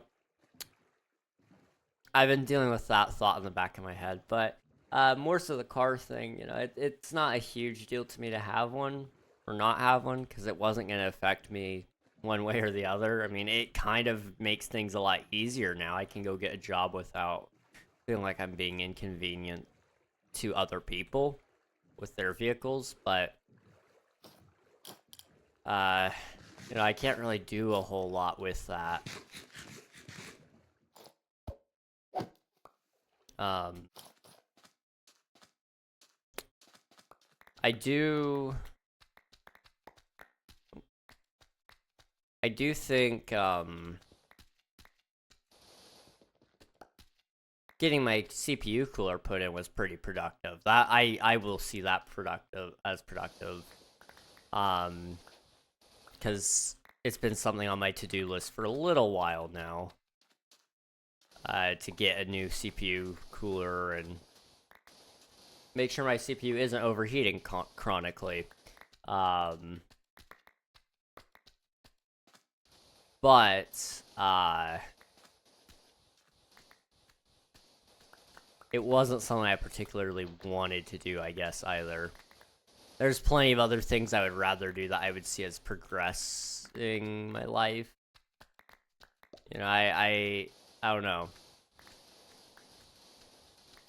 How much of your income is Twitch? Because I see a lot of bits for this month. That is a overall leaderboard. I kind of want to swap it to monthly, but I know it would make some people really sad to not have their all-time bit records on there, and I don't know how to. I don't know. I know some people who do it weekly, but I don't know. I'd like the monthlies personally. But all of my income right now is from Twitch. However, that is going to change dramatically very soon if all goes to plan. To the point where Twitch is probably not even 10% of what I'm making. Actually, well, that might be a little bit dramatic. It would probably be about 10%. Telling that it's now a competition. Yeah, I mean, if they'll just keep giving every month, they'll be on the leaderboard.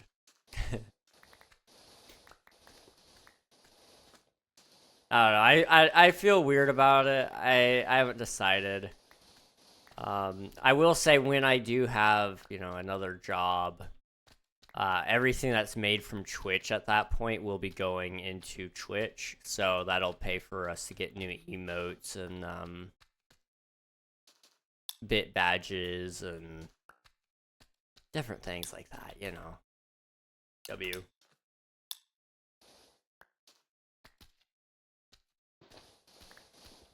So, you know, that'll be nice. I mean, I'm not gonna lie, we do usually actually make pretty decent amounts on Twitch, technically speaking. Comparatively to a lot of other people. You You know, I probably do make more than what most streamers make in my size class anyway.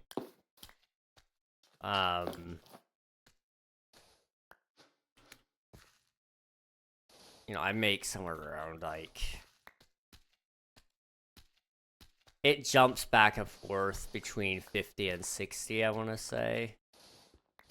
I don't keep an eye on it too closely. I think this month it was 70. Which isn't terrible. That is not a terrible amount. Like, that's actually, like, somewhat decent. But,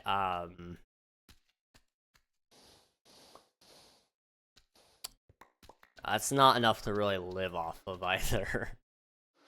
And that's not really, I mean, that's like the ultimate goal one day, I guess. Sure, but it's not the goal right now. The goal is just to have some fun.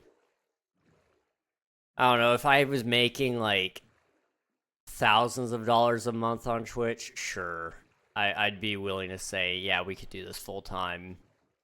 And I've been playing and doing Twitch like it's full-time, just because I've got nothing else better to do right now. But if it's not paying thousands of dollars so that you can put that away for retirement one day, it's not really great for me to be doing that. We'll eventually get you up there to their king. I mean, I'm not gonna lie. I think it sounds cool in theory. But that is terrifying to think about. Like, can you imagine how busy the chat would be? Like, all the time. I don't know, it would feel weird. It would feel very weird to me. Paid moderation. Yeah, I'd have to pay people to moderate it. There is no question about that.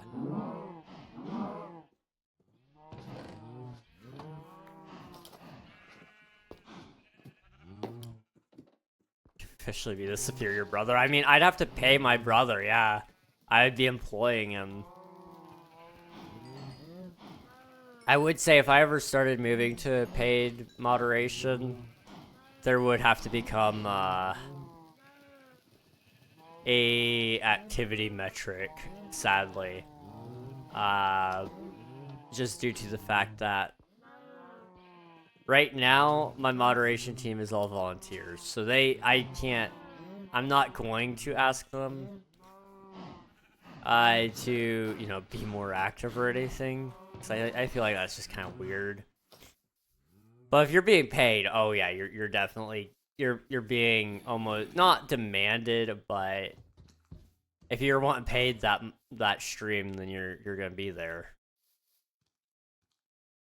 I know there's some people out there who do it based on the amount of bans they do, but I feel like that's not fair.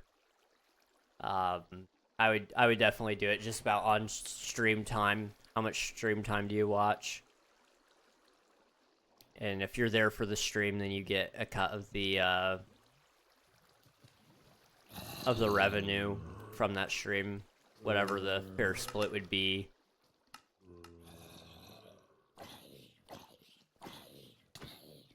I could build this better now so that it softens the zombies instead of this. This worked for day one because we didn't have soul sand, but now that we have soul sand, I should probably just build the real deal. Admiral would be employee. Yeah, it would be cool. It would be cool.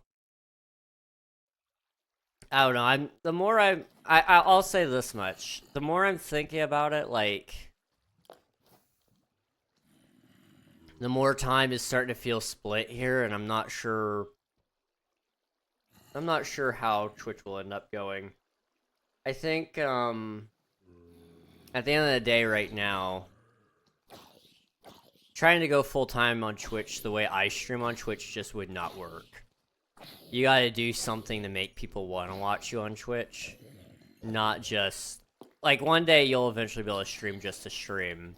And that's cool.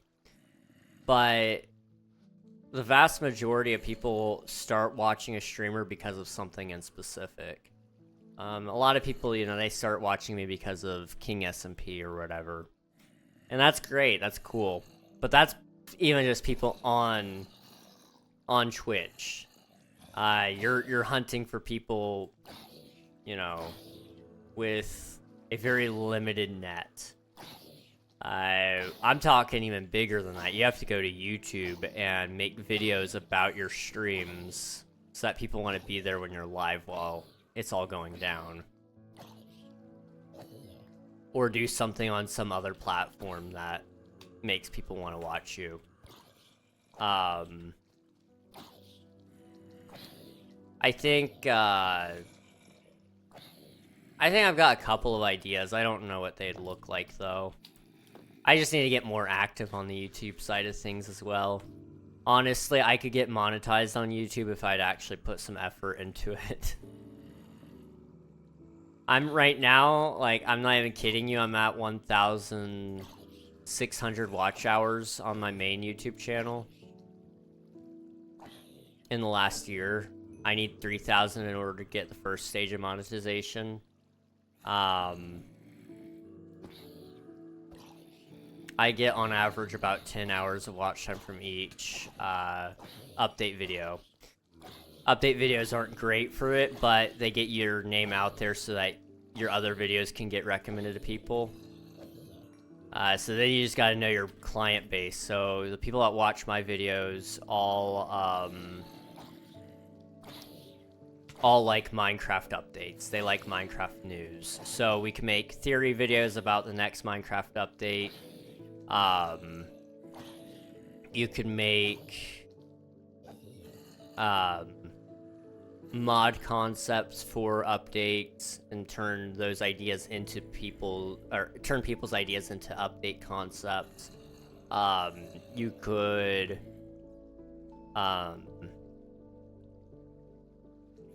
my tutorials get actually a lot of views. You guys want to know my YouTube stats right now? Here, we can pull it up. None of you said yes, but I'm making you say yes. Okay, you're here against your will. I have a series about all the little bits of advice you give in chat. I honestly have thought about it. Thor from Pirate Software does a great job of that.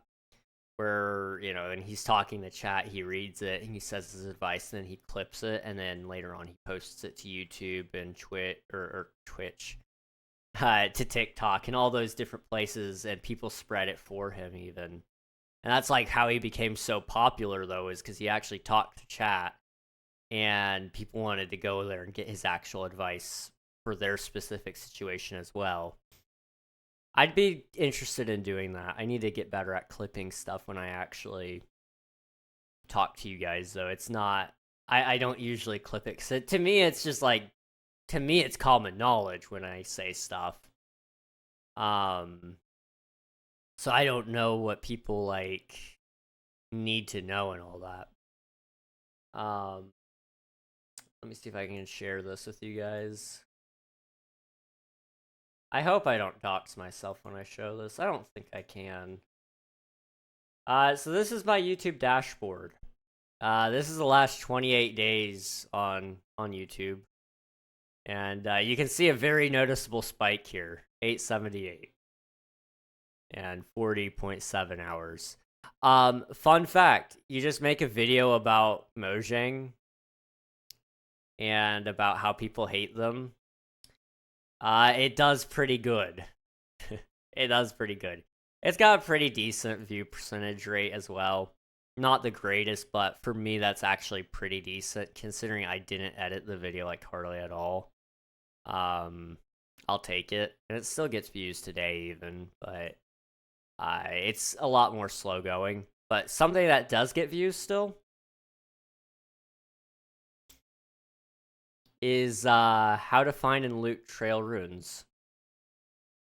You want the old lady? Why do you want the old lady? Aha, okay. Hey Siri, set a timer for 5 minutes. 5 minutes. Thank you.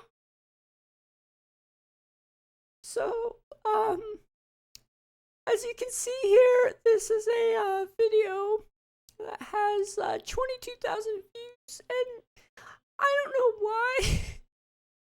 It's just a video about me showing when Trail Runes came out and people just watched it and they ate it up.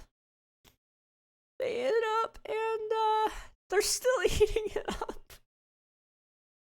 This is even my most popular video. Wrong button. This video used to do about as good as this one. This one still gets views. I don't know why they get the views they do. They just do. And I probably should make more of those at some point.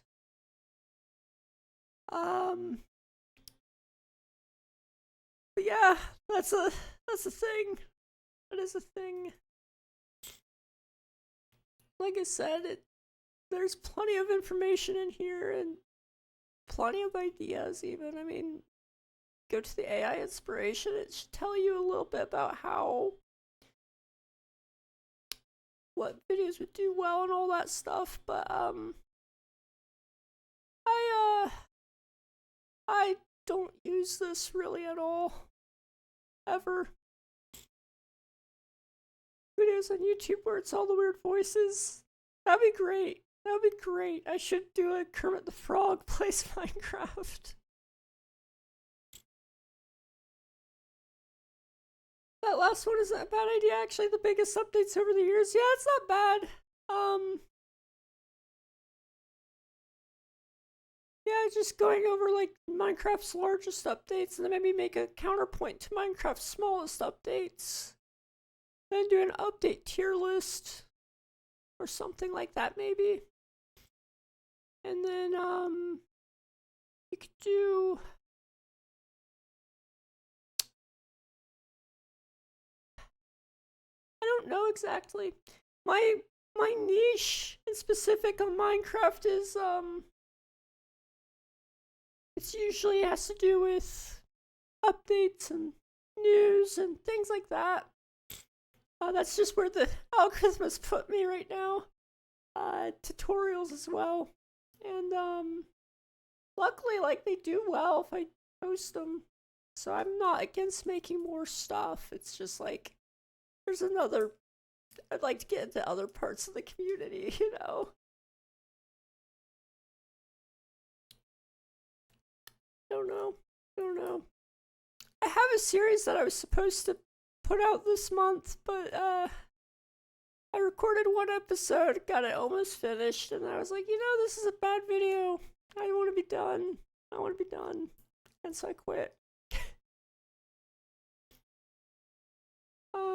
I can make thumbnails for you in my free time. I like making thumbnails. It's just, I mean, you can tell a lot of them are crappy.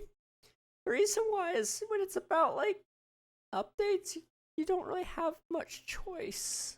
It's whatever the update's about. So, you know, something like this, you know, that's not great video.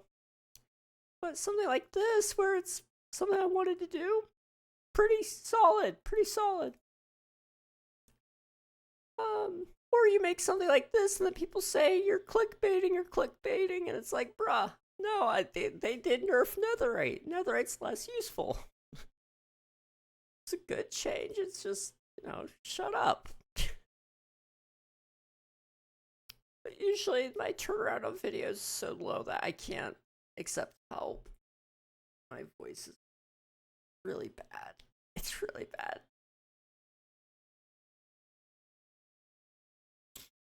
I'm about to put like 20 suggestions in the video suggestions channel. Let me go over there.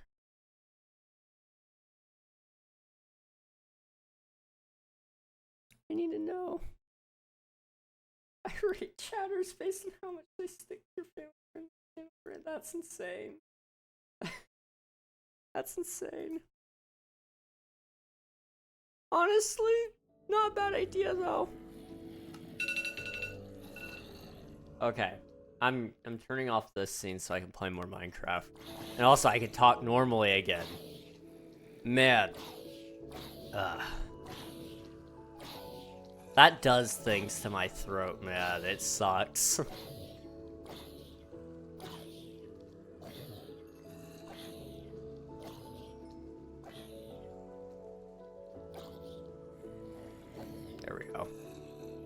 I just need to repair my shovel. I need to build a better farm.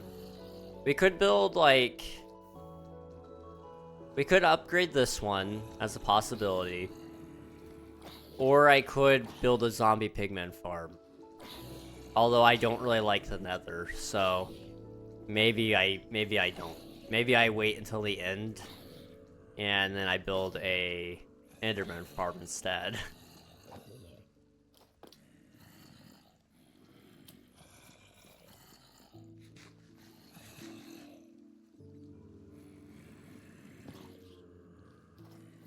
Can you go to and from the end in the nether?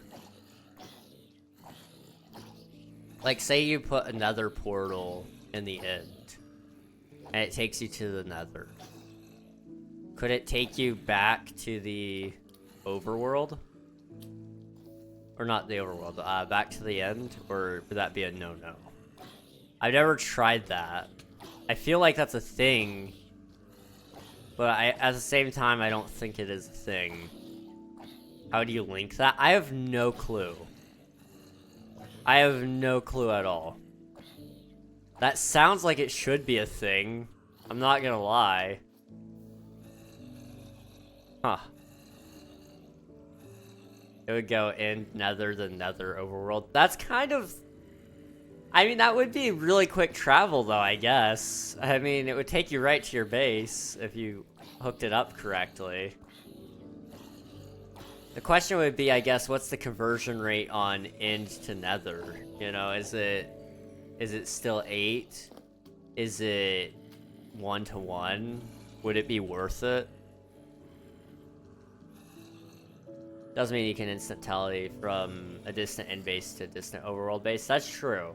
You just can't go back. Which would be the worst part. But, you know, that's fine. That works.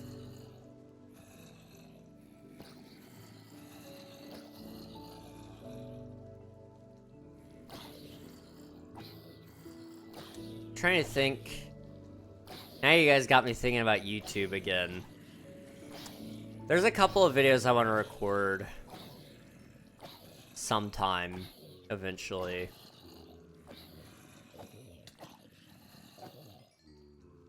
There's one in specific that I'm thinking of right now. So I actually have a way that we could make it that would be really cool, in my opinion. It's got pretty decent packaging. So I think I could probably pull some clicks on it. It wasn't even my idea originally. Somebody else came up with it and was like, hey, we should do this. I'm like, okay. So maybe I gotta collab. Maybe it's time. Maybe it's time.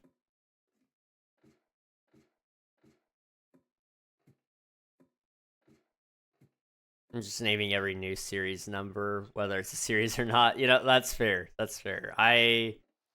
I'll definitely take a look at the suggestions channel after stream and write down whatever I'm thinking and see, you know, where that takes us.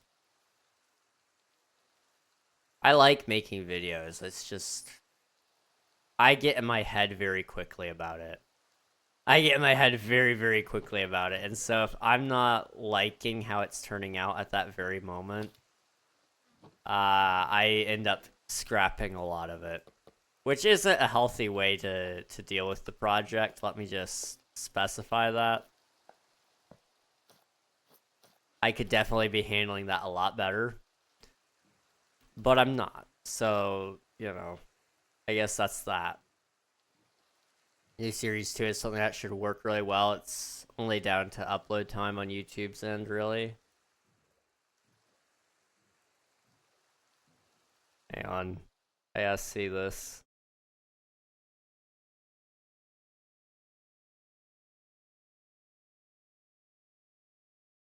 Okay. And then all your Twitch clips, each of them as a short for your channel. Good short form content for the views. Possibility of each clip making it into the algorithm to base the channel is also higher. Good point. You got some solid ones. Those are some solid ones. I mean, you know, I think the Silly Voices has some pretty good potential, especially because, like, You know, I don't know, you can package that really easily. And then you just gotta play, play the game or whatever. And I think I would just do, for example, if it's old lady plays Minecraft, Kermit the Frog plays Minecraft, and you just play Minecraft while you talk in that voice or whatever. I would do a better old lady impression. Everybody calls it my old lady impression, but the original prompt I believe was high pitched voice or girl voice or whatever, and I said I can't do a good one. I can do the high pitched annoying sound, and that's what they all wanted, so it's what they got. I didn't want to do that, but that's what people wanted, so that's what they got. Already edited? Yeah. That is one of the bonuses about it being clips. They're already edited. Twitch even has a handy feature to export them, so I wouldn't even have to download them if I didn't want to. I would still, because I like to trim them up just a little, but it wouldn't be hard for me to work with that. Some of them require a little bit of captioning as well, which I could auto caption it. I think I have a plugin for that on DaVinci. It's been a while since I've used it, but I think I have one. Otherwise, it wouldn't take me too long. It's 30 seconds to caption, or it's 30 seconds for a video, and it would take me maybe like a couple of minutes, 2 or 3 minutes to caption it really quick. That's not bad.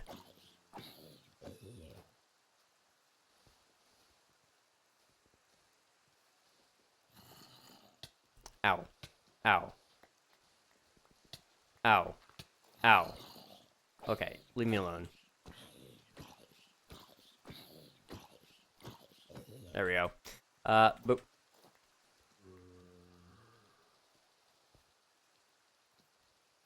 Honestly, okay, this is gonna sound bad, but I'm just gonna say it. I think I can manipulate the algorithm to some degree if I used all the tools at my disposal. We could definitely make things blow up. It's just about my willingness to use those tools to some degree. If I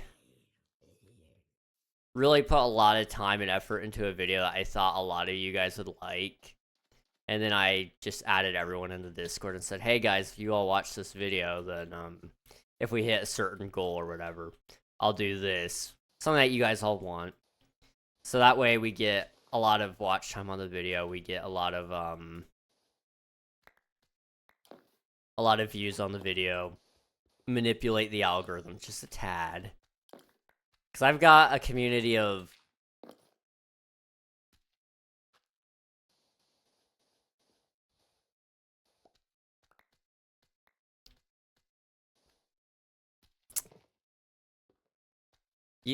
I've got a ton of people in my pocket that I don't utilize well. I have a Discord of, what is it, 300 people or something like that? It might be a little less than that, but I think it's like 300 something. It could be 200 something. I don't know. I have a certain amount of people in the Discord though. I don't really do a great job in Discord advertising what we're up to and such. I could be doing a whole lot better of a job there. I'd be doing a whole lot better.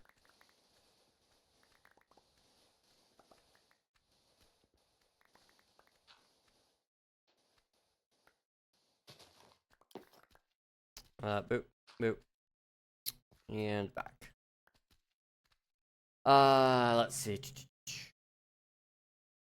I say you manipulate YouTube, but not the Discord. The Discord is just going to be a closer community. Yes. Well, and like, it's not like I'm tricking Discord, like, you guys into doing things on Discord. Like, you know, I'll be upfront about it. Like, it's to make the video blow up faster, you know, like, that's why I'm not afraid to say it right here on stream, you know. I'll be very upfront about that. Like, if I could get everybody to click on the video and actually sit there and watch all of it, it would get put on so many people's home feeds.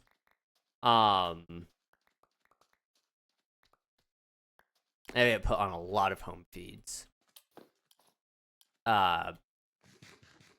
However, that being said, I don't like asking for that usually.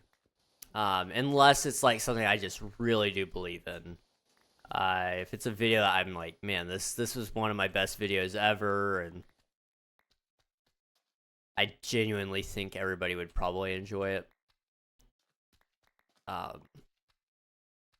I do have a couple of videos like that I think would be really interesting that could get a pretty decent following, honestly, if I would dedicate some time into it. But there's a couple of things that need to happen from one of the videos before I can do it, because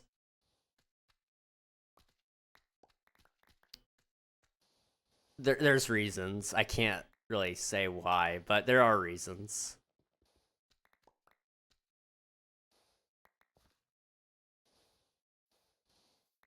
But yeah, Discord is a close community. That's the whole point. It's supposed to be where your people can all hang out and chill and have a good time, and it's where you know, you're supposed to also be. You know, I don't spend a lot of time in my Discord community. I spend some time. I do talk in there a decent amount, but I could probably be doing some more there that would honestly help kickstart it.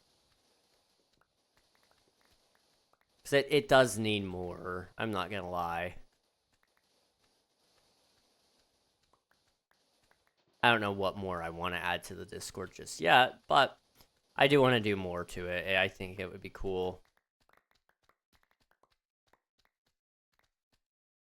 Boop and boop. That, take that.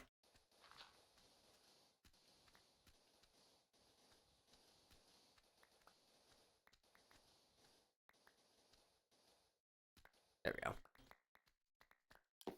I'm just trying to think now. Yeah, you got me thinking about YouTube. Dang it.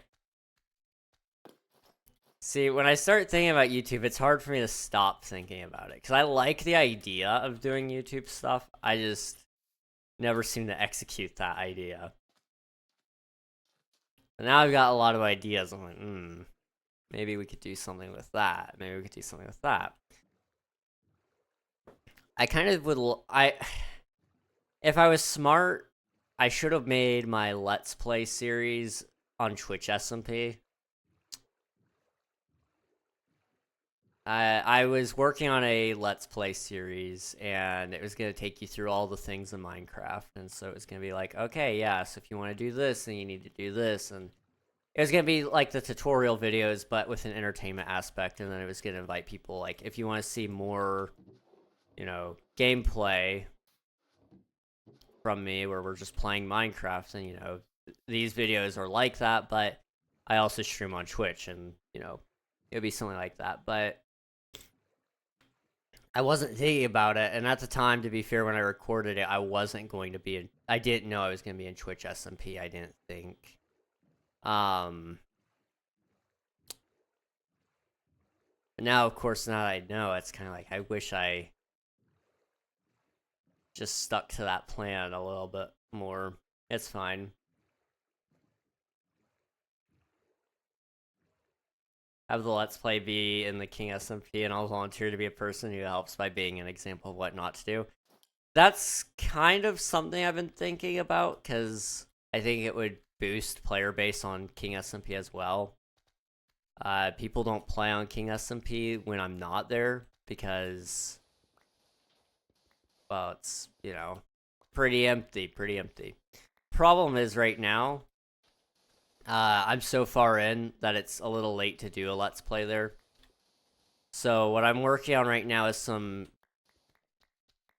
I'm going to call them capstone projects, I guess. They're things that are there to finish off the rest of the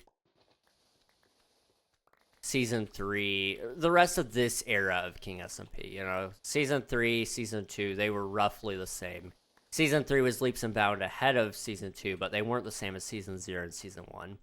Season 4 is going to be its own thing, and it's going to have some YouTube content alongside it, and it's going to have some innovations and whatnot. I've been toying around with even just completely rebranding it from being King SMP because of some other things that maybe might happen. I don't know. I'm thinking about it, but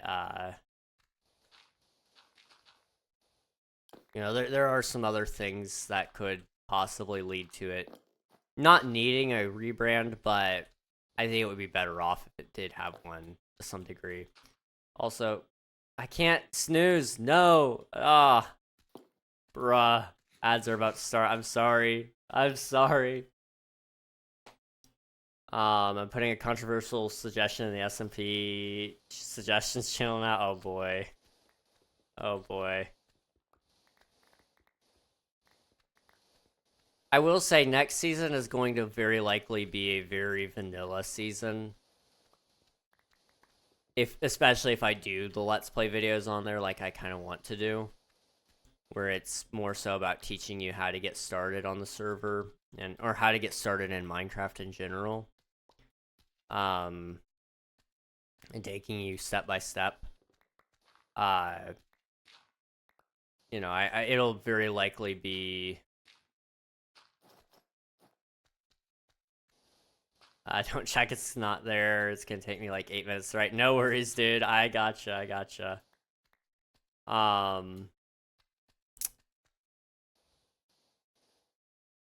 But you know, if I'm doing videos and stuff, I don't want to like have a whole bunch of stuff in there that's like, oh yeah, this and that and this and that. It's like, no. Keep it simple. Keep it very aggressively simple. That way any question that can be asked is about actual Minecraft and not about the mods or whatever that you're using.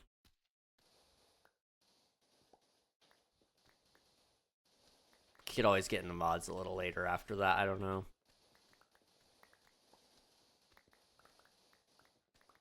There's a lot of things I want to do with King SMP. It's just more so about time right now. Time. It's it always comes back down to time.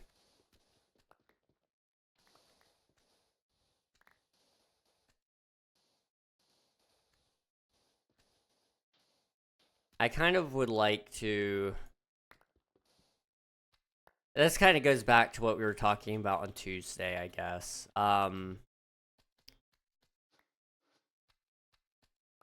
I would like to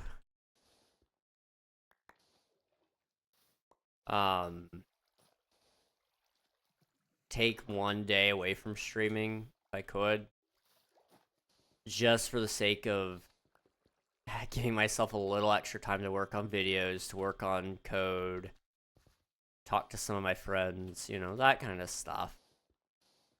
But I don't know where to cut that day. It's really, really hard to pick. And I don't know yet. I still don't know. I've thought about it, but I don't know what that's going to look like just yet. But I know, like, to me, you know, I like streaming on Twitch just because it's fun. Don't get me wrong. Let me say that first. But there's that sense of satisfaction that you get when you grow as a content creator and you see your numbers go up and all that. And I want to kind of get more into that side of things of, you know, actually purposefully growing my numbers, not just letting them grow while I do whatever I want to do, you know? Like, I like that. I like doing whatever I want to do. But I want to be intentional about it as well.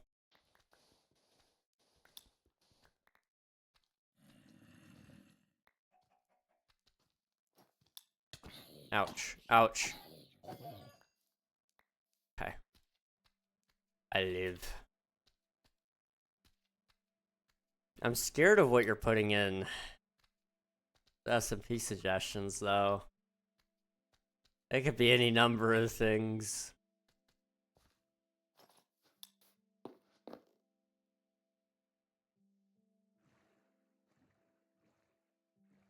What would be considered controversial?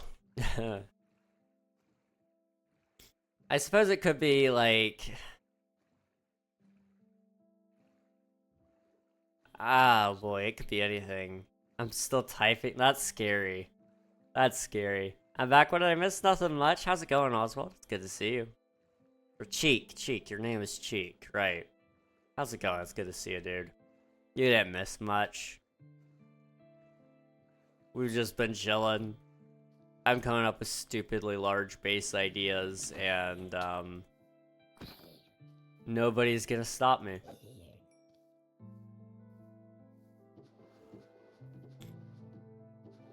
Boop. Okay.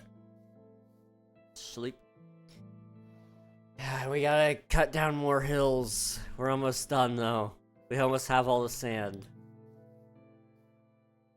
I say all the sand. I mean, like, we almost have all the sand we need to make the...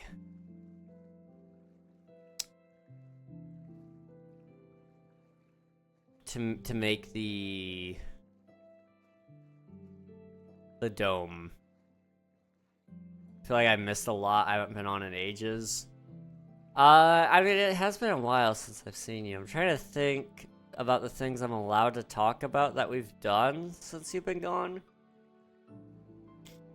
Some of it was, like, so bad that we're not allowed to talk about it because it's a sore topic for some people. Allowed is the correct term, yes. Spill the tea. I'm not allowed to. I am not allowed to. Like, it's bad. Not bad on my behalf, but other people get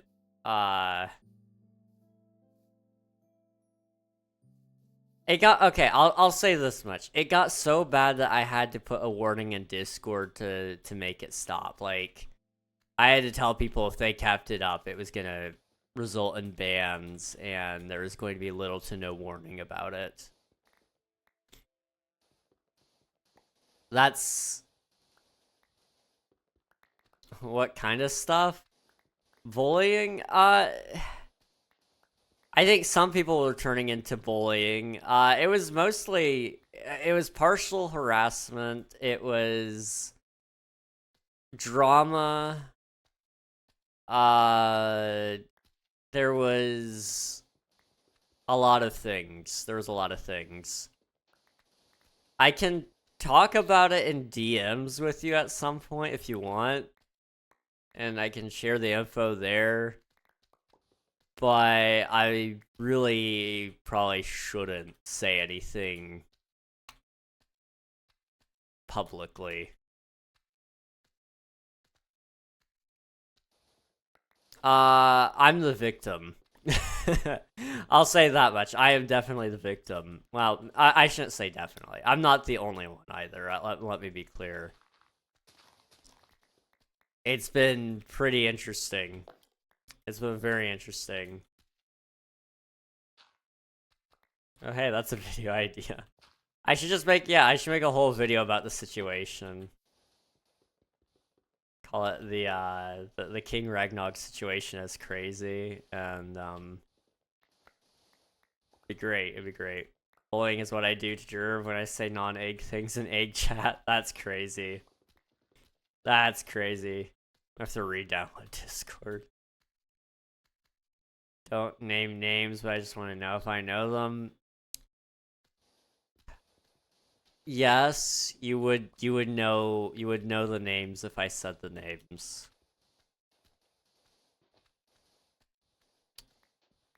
You would know. In fact, you probably know already. Probably.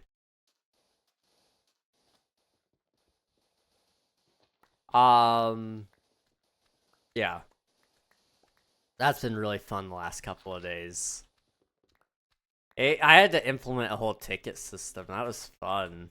That was fun. I mean, I should have had tickets already anyway. It was just me being lazy, but it pushed me to stop being lazy, I guess. At least it's not the Greek kid. Oh, dude, Greece is fun. Gosh. That was harassment. That was actual legal harassment. That was insane.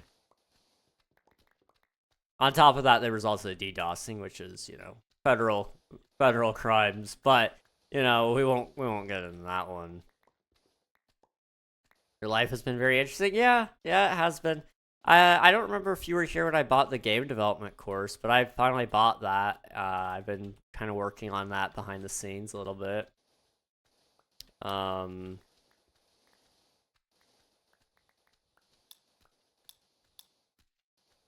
did? I did, yeah. I've been working on that a little bit. It's been fun. What else happened? I can't talk about that one. That's a different situation, but it's not bad. It's just a thing, but I can't talk about it until some other things happen first. I guess I'm in Twitch SMP. That's probably a big one. I guess you may have not been there for that since that was like February 8th.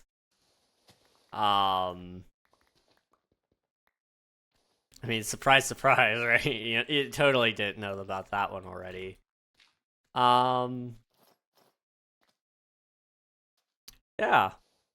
And, you know, it's been pretty good, all things considered, in my opinion. I don't know. Were you here when I got promoted to admin in Kit's community? That happened. That was cool. There's a blanket series idea post covering all of this. Yeah. I got promoted. Yeah, I did. Confeats. Yes. Thank you. Thank you very much.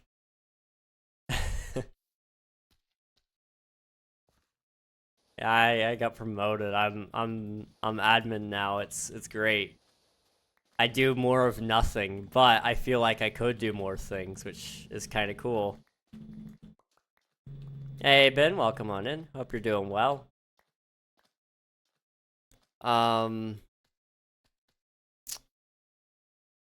What else?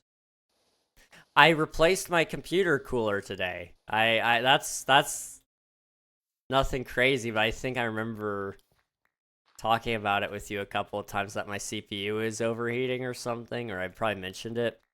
Finally replaced that. That was nice. Did that today, actually. Applied to some jobs. Probably hitting another growth spurt because I'm really sore today, and I've been eating a lot and drinking a lot. Don't know how that's happening in my 20s, but there we go. You know, that's a thing. Better get those jobs. You know, I want to. I'm hoping I do, but there has been no movement on the website saying that the application is doing anything. It's just still under review. So we'll see. You're an alcoholic? Yes, I am. Dude, I spilled so much alcohol on me the other day. It was rubbing alcohol, okay? Let me just say. It was rubbing alcohol. But I spilled a whole bunch on me while I was cleaning. Because my brother, his controller batteries exploded. And so I was going to try to help him clean it and make it, you know, work again. And my hand slipped a little bit, and man, I poured it all over my lap. I had a little bit of a cut underneath my jeans, and as it was seeping through, that's all I could feel was the pain. And I smelled like alcohol for a while. Fun fact, it dries out your skin and just makes you cry. Yeah, it was fun. That was fun. Hey, how's it going, Henry Ford? It's good to see you, dude. I love drinking hand sanitizer. Hand sanitizer is great. Hand sanitizer is great. I actually have eaten off of a plate cleaned with hand sanitizer. Good old boys camp, am I right? My salad did not taste right. I'm telling you, man, something was not right about that. Muscle growth. You're an alcoholic, thicker bones, etc. It could be that. It could be. Alcohol alone doesn't clean battery explosion. Best thing is vinegar than alcohol. I got it all out. It took a lot of elbow grease, but it did get out. I think this is actually enough. I don't think I needed the whole barrel. Plus, at the bottom of the ocean down there, there's more sand, so we'd be fine. We'd be fine. But yeah, we did it a couple of times with the alcohol. Vinegar, you gotta be careful with it, because that's the problem, is like all the electronics and stuff. That's why we used the alcohol in specific, was because of we didn't want to leave a whole bunch of minerals in there. Vinegar has like a lot of crap in it. Not that it's a bad thing to use. You gotta be careful with it though. So I put alcohol in afterwards. Well, like, yeah, but the problem is like the remote has a lot of how do I say that? They have a lot of holes in it. There's a lot of holes in the remote, and they lead to other parts. So to get everywhere is a little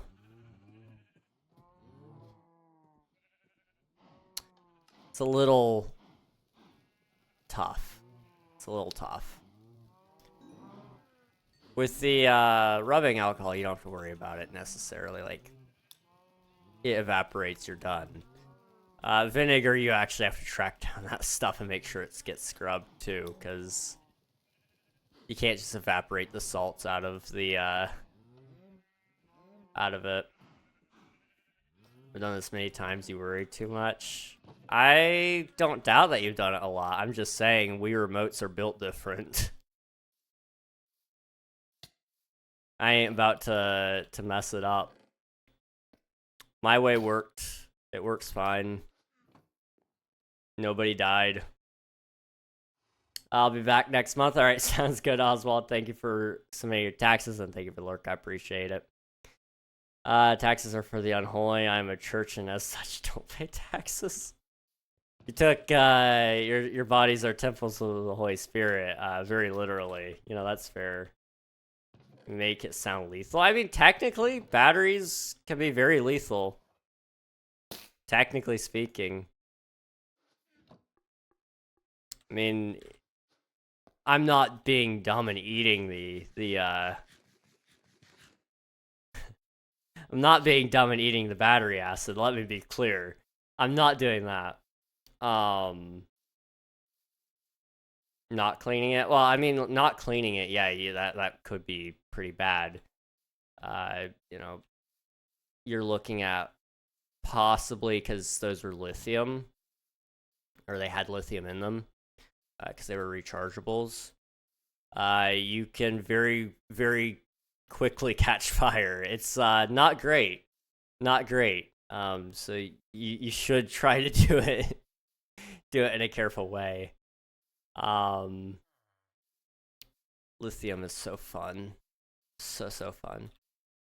I had to take out his PSP battery as well, because those things have been exploding lately. I love batteries. They're so fun. They're so fun. You guys ever see batteries just pop? I'm not paranoid about it or anything, but I know my phone battery is like on its last leg. It probably won't blow up. It probably won't. But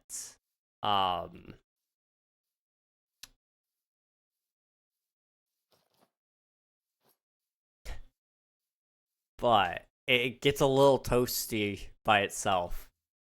And that's concerning when it's just sitting there and it goes, yeah, I'm just gonna get really hot all of a sudden.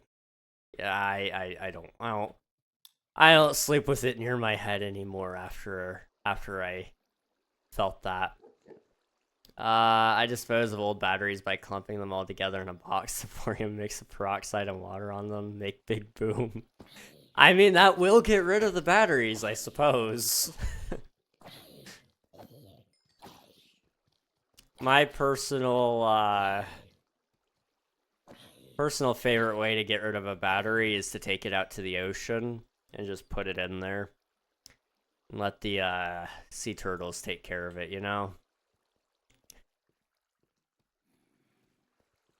it's a win-win. Like, okay, it does nothing to nature, cool. Turns them into mutants, that's really cool. Like, what if we made mutant ninja turtles, okay? Hear me out, guys. Hear me out.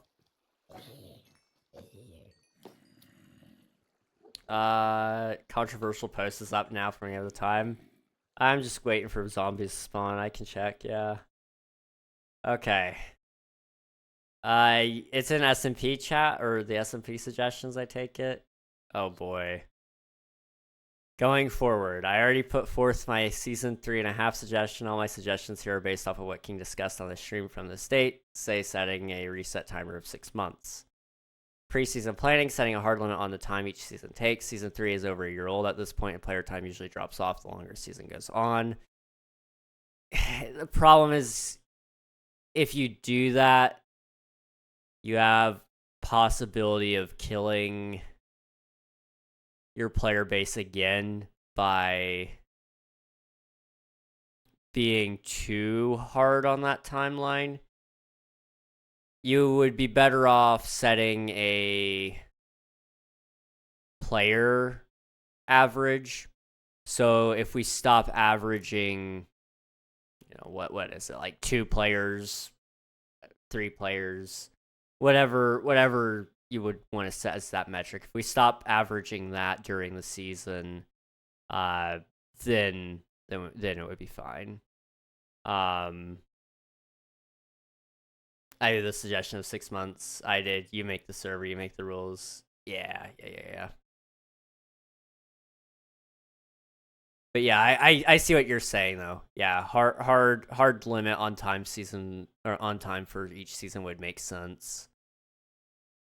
Let's see. Vanilla based. Everyone is a goal as soon as they join the server, and they have to try their hardest to complete that goal by season end. Say it could be anything from killing a certain mob 1,000 times or obtain X amount of a certain block. Everyone who completes their goal gets acknowledged on a board over here in the Discord. That's an interesting idea. I would probably do that more as a season 3.5 suggestion, or season 3.5 idea kind of thing. Kind of holds you over, but I do like that idea. Season whatever. A branch expansion into modded just enough to include just enough to have a world of all biome types. Say a season where it's all just ocean biomes going all the way to deep ocean to the ice covered oceans, or a season where it's all forest, IA, jungle, dark oak, and the like. That's an interesting idea. Doing like a biome world. I could see a world where that works. I see the vision there. I do see the vision there. The Void, we start the season in a super flat world. We have some big community goal that we have to hit by the end, say big build or some item that is exorbitantly hard to acquire on the super flat. A super flat world would be kind of cool too. Hardcore world where it's not hardcore, but the game rules are set to be maximum difficulty. Say things like up to mob damage, up to mob spawning rates. They take speed that is lower, thus making farming harder. Damage and hunger that match the hard mode of Bedrock Edition. Solid ideas, and a lot of that could be controlled by data packs as well. Yeah, I mean, if we just go with short King SMP seasons going forward instead of doing longer ones, then all of those would be great ideas.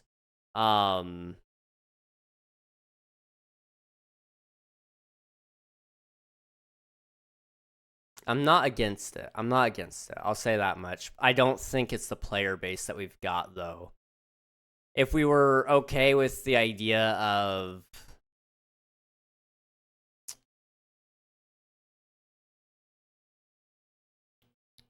If we were okay with going with the idea of building it all back up from the... Building it all from the ground up, it probably would be fine to do that. But...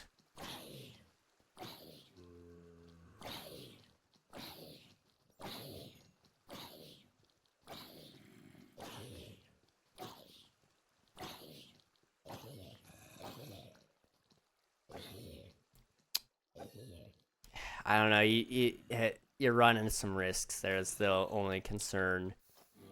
Because, like, right now, I know I could get people to join King SMP if I said we were starting Season 4 tomorrow, you know? Like, you just at everyone and say, oh, hey, we're doing a new season. Boom. People show up because they're like, oh, I want to grind out Netherite and quit again.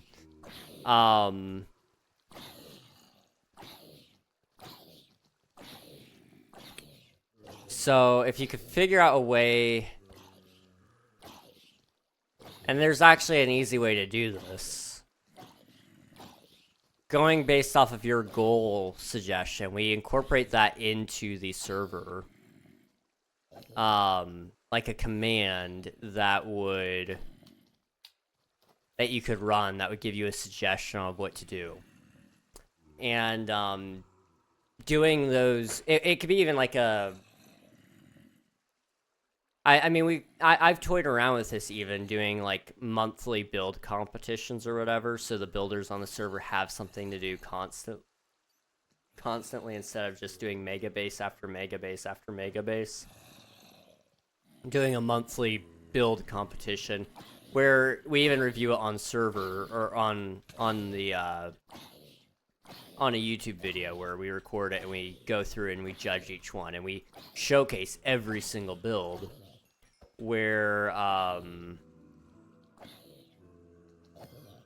you know, everybody gets a chance to have their build shown off and such. I like that approach, definitely. And I would have no problem getting people to judge with me. I've got people that would be really good judges for that as well. The problem that I run into with that is... being able to find enough people that would participate in the challenge. You know, it's all well and good to say, like, okay, yeah, we've got 4 or 5 people that can build, and they say they would build. But usually, in my experiences, you only get about half the people that say they will. And if it's, you know, if it's 3, then it's actually going to be 2 people. If 5 people say they're going to show up, you would say, okay, well, half would be 2 and 2.5. We round up, right? No, it actually goes down to 2. You never round up when it's participants.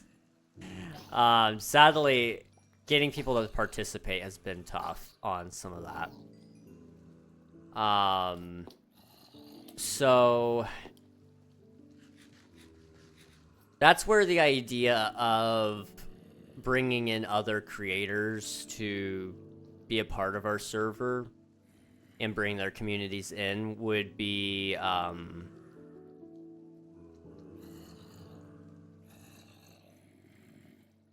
it would increase the player base so that more people would participate in things in general.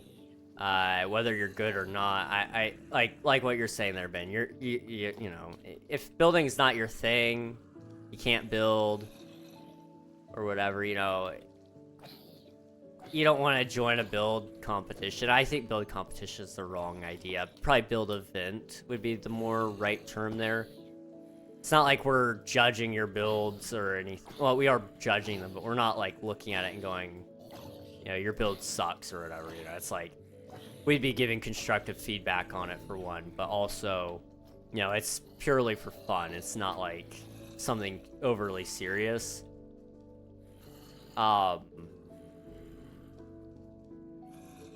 But, you know, if you had 4 people participating in that event, it would be kind of like, I don't want to do that because, like, they're all probably good at building, and, like, I don't want to be the one build that you know, doesn't look great or whatever. But if you have like 40 people, 100 people, I think 100 is way ambitious for that. 40 is ambitious even. But let's say you get 10 to 20 people even. You'd be looking at a possibility of you'd be looking at a really nice possibility there. That if I weren't good at building, and in fact, there have been times where when I was especially first playing Minecraft Java, and I got on the servers and stuff, when there were events with like 20 plus people, I would join it because I knew I probably wasn't the worst one there. And we'd still do other events too. Like we'd still probably do a hide and seek event. We'd still probably do a I'd like to do a murder mystery, but we're starting to get a little closer to a mini game server at that point. And, you know, as much as I do want to make a mini game server, I don't have the time to put into that, nor the player base to be able to support that. But it is a thing. It is a thing. The reason a lot of people don't play plain old vanilla is because there isn't a lot to do. See, I get that, but at the same time, that's the same thing about mod packs. Mod packs are the same thing. You play it just like you would vanilla. You grind till the end, and then what? You know, they quit. They play a new mod pack. So, like, the problem is, like, if you're looking for longevity in the server, you gotta do something that is repeatable or gives a clear goal that is, and then replaces that goal later. You know, everybody joins a server, grinds to get here, and then what? You know, what's next? What's next? You know?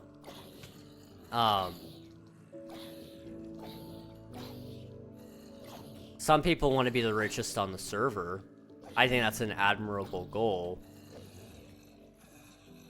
And, you know, for a while there on King SMP even, we had a bid to be the richest. People were coming in flocks to try to buy up the diamond pool. And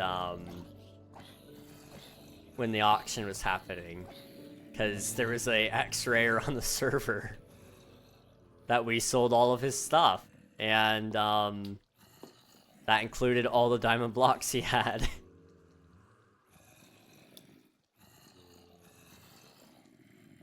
Let's see. We do not rate you on looks, but we rate on effort. Yes, that would be more accurate. If I find this house in a tutorial, I'll be mad at you. Yeah, that would be a good way to go about that, I think. Where, you know, it's not so much that we're rating it on looks, but we're looking at it and going, okay, who put in a lot of effort? And ultimately, at the end, yeah, looks will independently come into play, but it's not gonna like harm your score or anything. You know, if we can tell that you put effort into it, you're probably gonna get at least a 7. You know, that's if we were doing it on a scale of 1 to 10. You don't always do that. You know, sometimes it's more like, okay, we're doing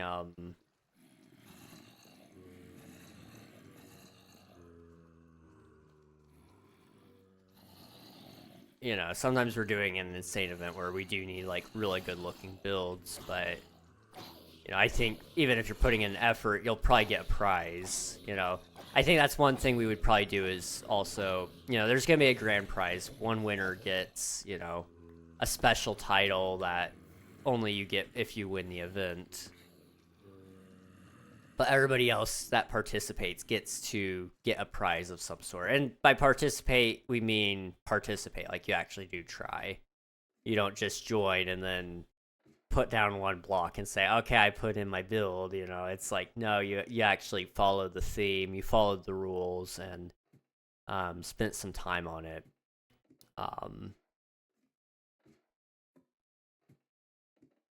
I think that would be a good idea, and it may be something simple like a diamond block per participant, or a title even. You know, we give out titles to winners, but what if we did also a title for everybody who participated in that as well? You know, I think a lot of the times that it's the small things that make people want to play. And I've got ideas for rewards for people who vote for the server and, you know, make the server more popular and stuff. I want to add a currency to the game so that you can buy pets to unlock and keep. And we'd have a really easy system that you could work with there. It would be so easy. Not mod packs, data packs. Well, the vast majority of people who don't play vanilla, base vanilla, usually go to mod packs. Data packs aren't as prevalent. However, I think they could be, and they should be. And I do think we could add some data packs even to the server that are vanilla-esque. But aren't like explicitly like a vanilla feature, you know. I think I've got a couple of update concepts that I think would be really cool, and if I could get I think if I got 75% vote from the Discord community to that you guys did want it added to the server, I would add it.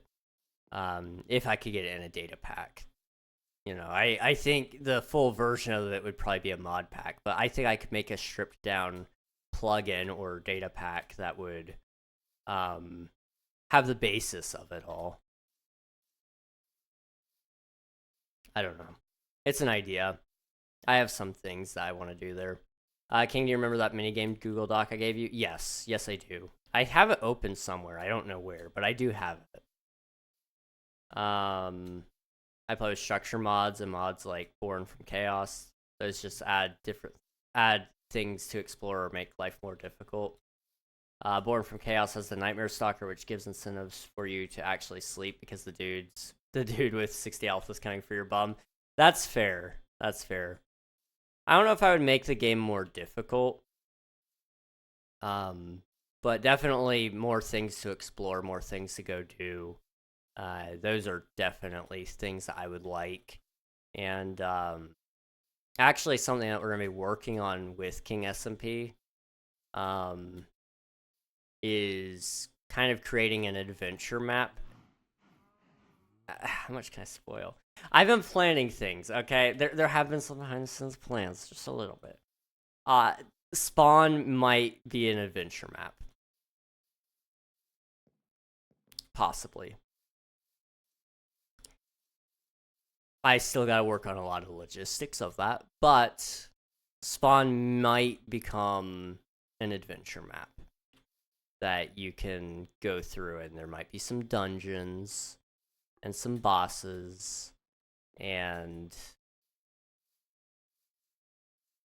some cool stuff that you can get there. I can't say a whole lot, but that's about as much as I can say. I gotta go have fun. All right, sounds good. Thank you for hanging out, Mumbo. It was good seeing you. Hope you have a good rest of your day or night. And we'll catch you again at some point eventually, I'm sure. Also, how much more sand do we need? Let's go ahead and get a little bit more.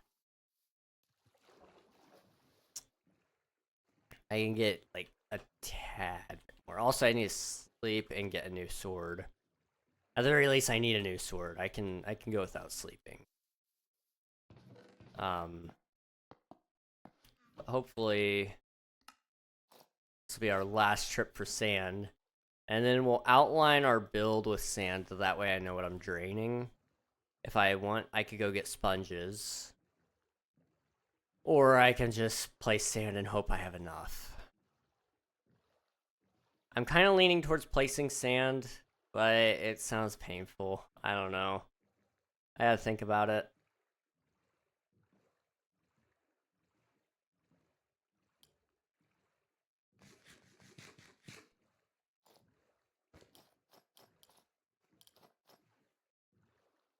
Okay, do that. I need to start sketching my next couple of Minecraft update concepts. I have one ready to go, basically. I just need to program it, which is tough to do. I don't know what I'm doing when it comes to modding. So, it's been a little slow going. But, the what do we call it?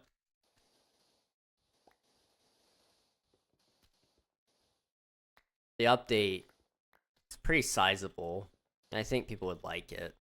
But I'd like to add that to the to-do list soon. It's tough. I'm stuck between so many things. Mod development would be really cool, though. Especially because, like, technically speaking, you don't have to make a mod super often. Or even videos super often, as long as your mods are just that cool that when you make the video, it's like, whoa, that's awesome kind of deal.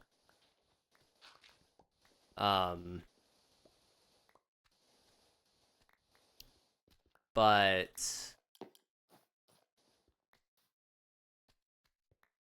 I don't know. It takes a lot of time to learn that stuff. I haven't learned it all yet. I need to sit down and actually read the documentation for Fabric.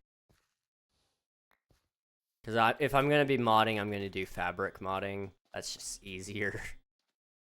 But also on top of that, I would probably also be doing, trying to find a way to scale it back enough. That way we could do a data pack for it. That way if you wanted to run it on a server or a vanilla server or something like that, it would be easy. Or making a plugin optionally. Or both. You could technically do both, I suppose. I don't know if you can make them work in conjunction with each other or not, but if you could, that would be even better.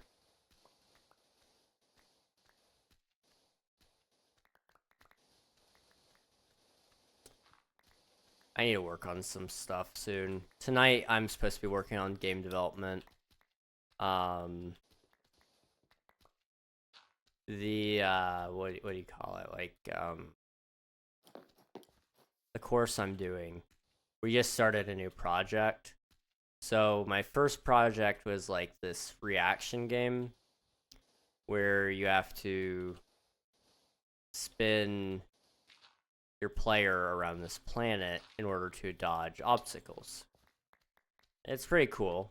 It's neat. But it took so long for me to get through it all that I got burnt out. But now I finished it and it was fun to play. I'm hoping that I can start steamrolling through this next part of the course and see where that takes me. If I can get through it, then I only have like 2 more parts of the course to go through, and then I'm set.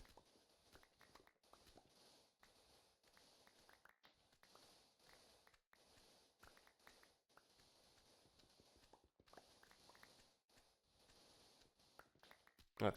Boop, boop, boop. Boop.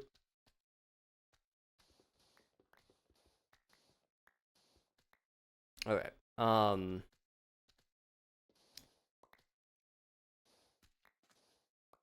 Yeah, I'm enjoying game development. I think I'm going to enjoy it anyway. But after I got game development down, I gotta work on Minecraft modding, and that's fun. That's fun stuff. Just trying to find the right place to start, and then finding like small things I can do here and there. Like I want to do. I think I'm gonna start with enchantments because those are easiest to add. One of the easiest things to add is custom enchantments. But once I add my first enchantment, then we're gonna go from there. Like, okay, new blocks, and then slowly but surely work our way up to new mobs, and I'd eventually like to do a whole structure. But I don't know how that's gonna go. Structures are really tough. They are really, really tough. At least in my mind do they feel tough. I don't... Maybe Minecraft has an easy system to make that work well, but I don't know.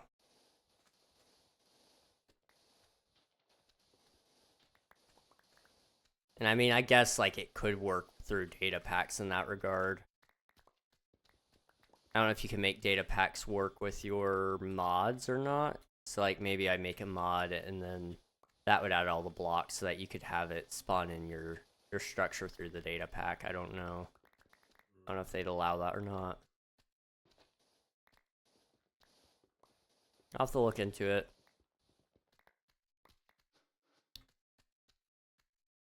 Okay, let's go back to base. And I've got plenty of sand. This should be able to all go in the box. If this goes to plan, we'll have all the sand we ever needed. And we can just focus on draining now.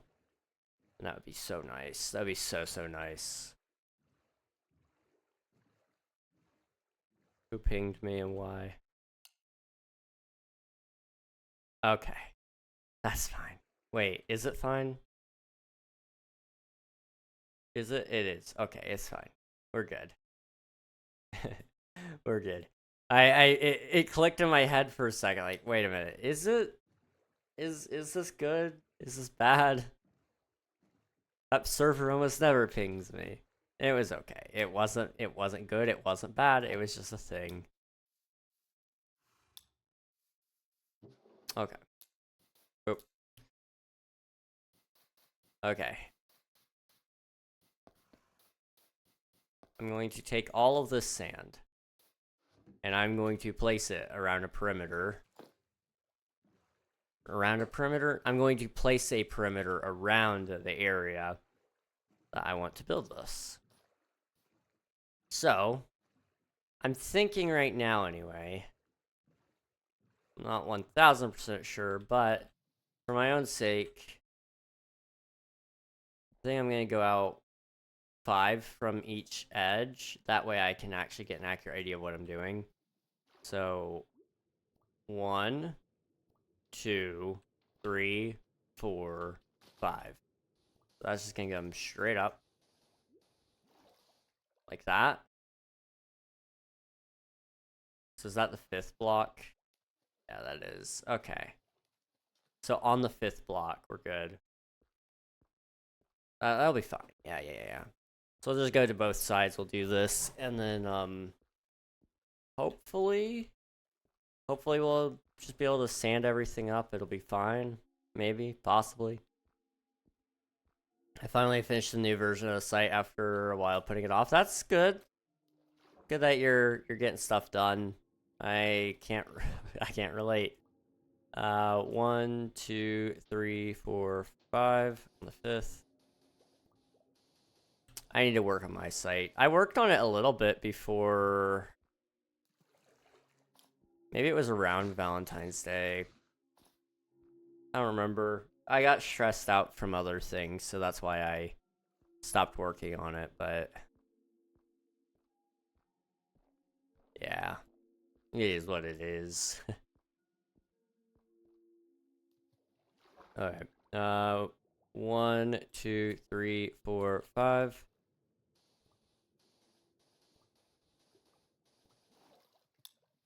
Have you, Swift, have you worked on your game dev course very much? I'm curious where you're at if you have.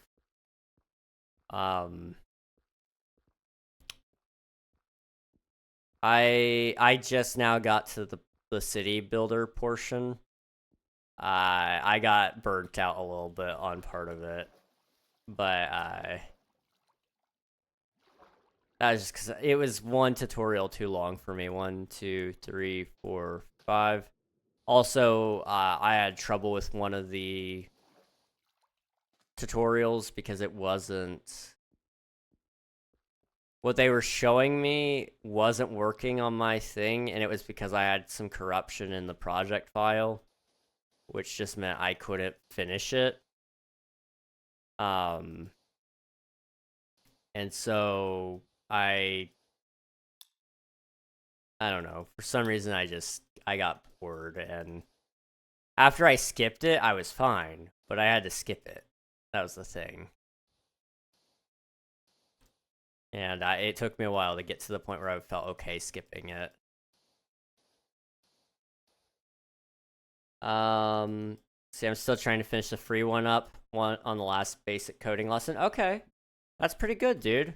That's pretty good. You'll be through it all before you know it. You'll be through it all before you know it.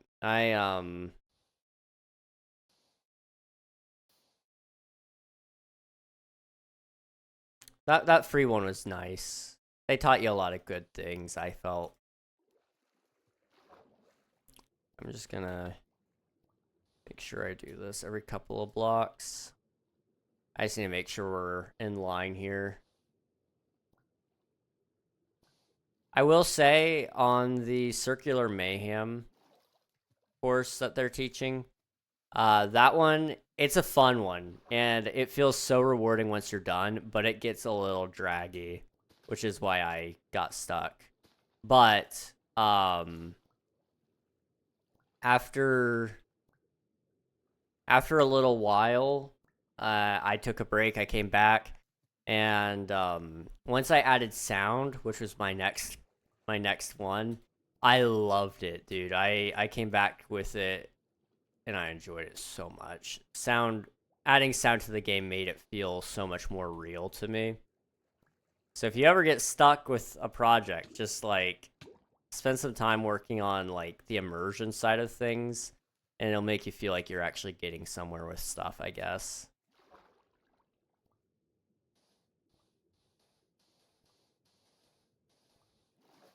Okay.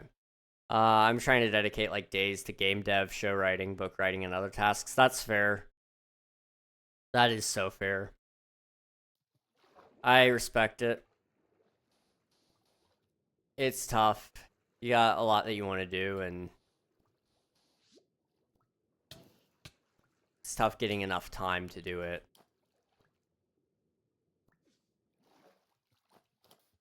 To get more done instead of trying to tackle all my projects mindlessly on one day. That's fair. It's better to give yourself a whole day on something than it is to give yourself just a couple of hours, you know? I get what you're saying. I think. I grind out stuff in the summer. Okay. That's gonna be good. That's gonna be really cool. I've been trying to just make it a point, and honestly, I might need to steal your tactic there. I've been trying to make it a point to spend time every day doing game development. For me, it's like every day. If I can do it once a night, I'm good. Just one lesson a night. But I might, if I could spend more time on it, honestly, or on one day in specific, I'd probably do better overall. I don't know. I know I need to dedicate a day to YouTube because when I'm in the mindset of YouTube, it's hard to get me out. But it's hard to get into the mindset of YouTube without external motivation, you know? I need to talk to some people about YouTube and just sit there and do stuff with them. I don't know.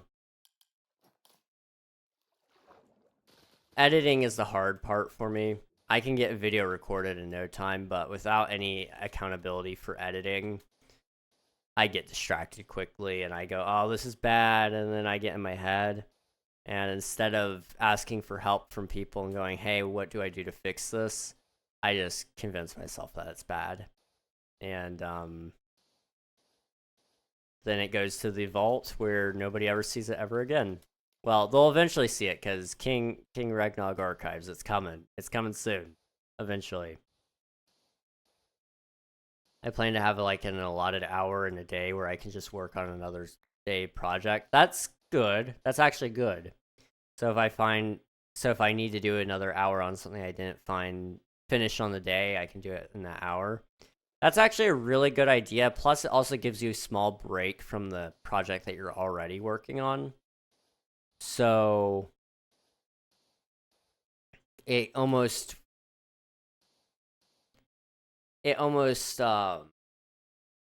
allows your brain to reset if it needs to.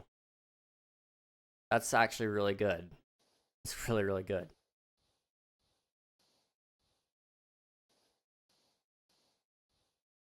I do also have set break times, like just an hour to step back. That's good. That's really good, dude. You're going about this in the right way, I think. I think you've got the right plans. I didn't realize how big this was.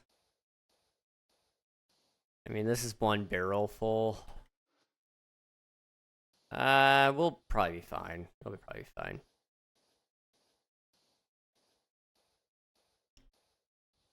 I don't even have Creator Compass on my schedule anymore. I need to put it on there. The problem is, like, I need to start tackling my to-do list to get smaller amounts of items rather than working a little bit on everything. I need to knock out some of the bigger tasks or some of the, even just all the small tasks. Spend a couple of days doing that if I could. And hopefully that would get me to the point where I feel happy with progress. And then I just keep up that momentum. I don't know. My to-do list is very long. It is very, very long. And sadly, we are almost out of time for some of that stuff. Like, this month, all of my goals have probably fallen through. Besides, I mean, life goals, I think I actually have most of those settled. Money plan got kind of thrown at me. Like,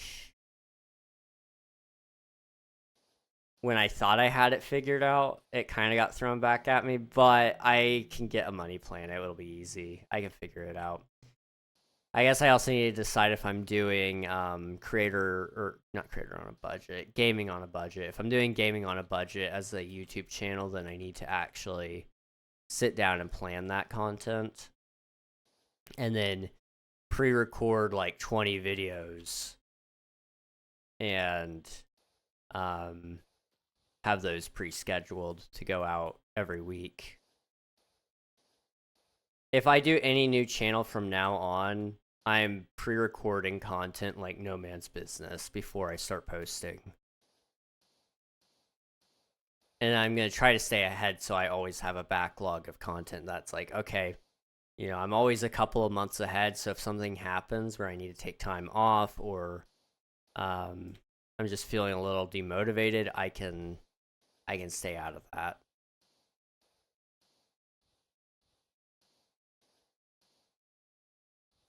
I don't know. I have to think about that a little bit more. I don't even have branding decided on that, so it can't start until I do any branding.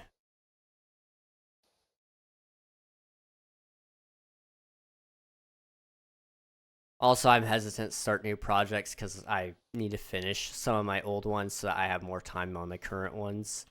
You know, I can't work on game dev while I'm, you know, struggling with other things. I don't know, there's a lot going on. There's a lot.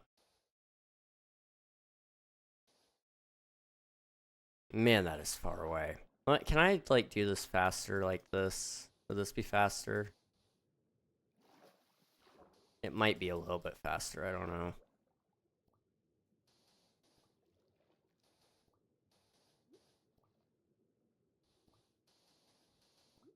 It's really hard to place it at the speed I need to make that work. Hey, Panda, thank you for submitting your taxes. I appreciate it. Thank you for the lurk. Hope you're doing well, man.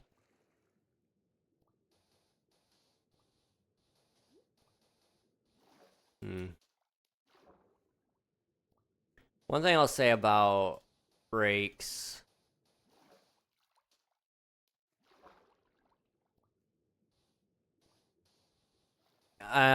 they're tough. I've talked to several people about breaks lately, and like, the thing is, like, if you take a break, you need to be honest with yourself. Like, when are you coming back? When are you going to force yourself to come back? And, you know, what if you change your mind?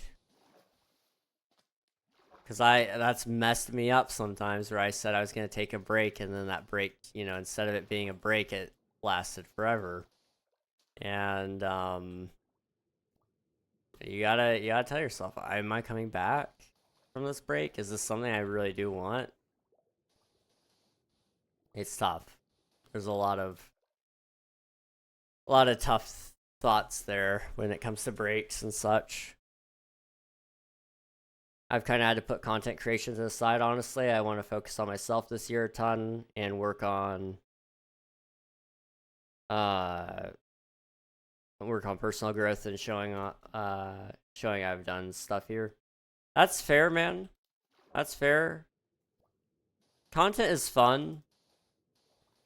But at the end of the day, you know, it's probably not like,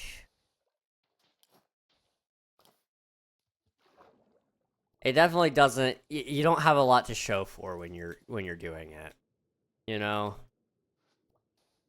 When somebody asks me like, oh, how what do you do with Twitch? It's like, I can show them my follower count, 1,343. Okay. But in terms of internet, there's not much to show for that. Okay. I could show them my VOD channel and all 812 VODs that I have. I could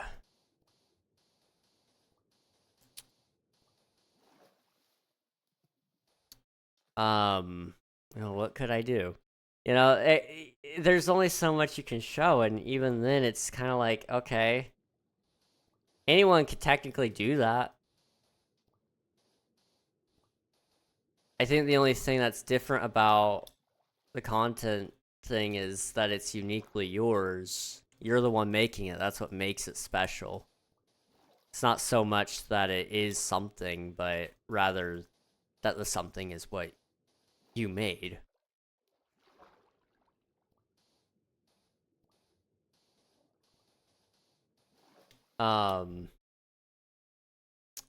This is where you tell them about your ex. That's crazy, dude. That's crazy. But with like books and games, that's physical. I made that, you can interact with it. Exactly. You know, I think people can look at my streams, and if they were actually watching the stream, sure, they'd probably go, oh yeah, this is actually kind of cool. But they probably wouldn't get it necessarily. Where with like a game, like you said, if I pulled out Omnia and I showed that to my mom and dad, they'd be infinitely more impressed with that than they would be with whatever I've done with streaming.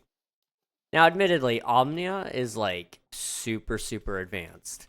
That is talking about technology that we'd have to be creating for the game to function. At the level that I'm talking about anyway. You know, we don't have games that function like Omnia.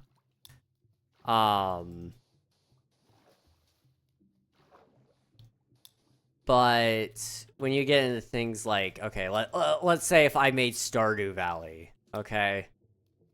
I don't think I'm making Stardew Valley. I don't think I'm making a Stardew Valley clone or anything like that. But let's say I made Stardew Valley.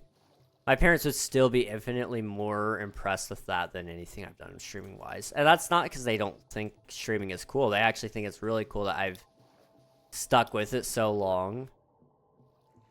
They think, you know, it's really cool that I have 1,345 followers. They think it's cool that I've met so many cool people through it, but they don't see it the same way I see it. Whereas with a game, they would see it the same way I see it. You know, it's not just... It's not something that... It lives beyond me. You know? And streaming, yeah, that lives beyond me too.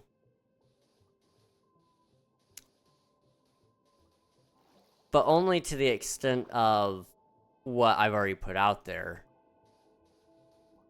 Omnia, it's gonna live beyond me. Even though updates could stop, because I doubt I'd ever sell it to somebody. I don't know. When money starts getting waved around your face, maybe things change. But you know, I don't think I'd sell it for any amount of money from any company. But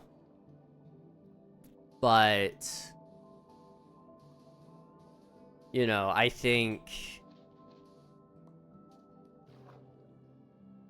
you know, the stories that people enjoy from the game and the stories they share with each other. You know, they go, hey, man, I was playing Omnia the other day, and you wouldn't believe what happened to me. I got stuck in the fortress of Galthar, and I got involved in this massive shootout where two cyborgs had the door blocked down, and I couldn't get out. And it's like,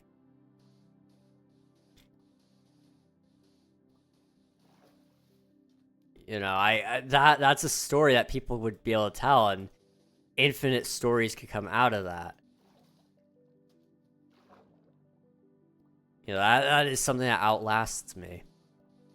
Which is partially why I think Omnia is so cool, is it doesn't need to be live service developed to keep creating more stories.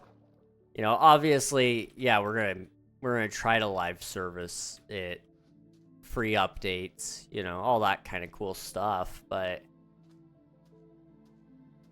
you know, when I'm dead, updates would probably stop unless somebody stepped in that would keep my vision for the game in check. And I mean, you can do that with a will and such. So we'd have, by the point of me dying, I would hope I'd have a solid development team that could do that. And then I would just appoint my son or something as CEO, and he has my will as his outline of what he needs to maintain in order for the game to keep its magic. If he so wishes to keep the magic, he could just say, you know what, screw my dad's fault. You know, he had a great plan and he had a good run, but he doesn't understand what kids want these days, and he could ruin the magic. But that's not up to me. That wouldn't be my legacy anymore. Omnia is just the coolest thing ever. I mean, yeah, you show that to anyone, I think they would be very impressed with it. But I don't know.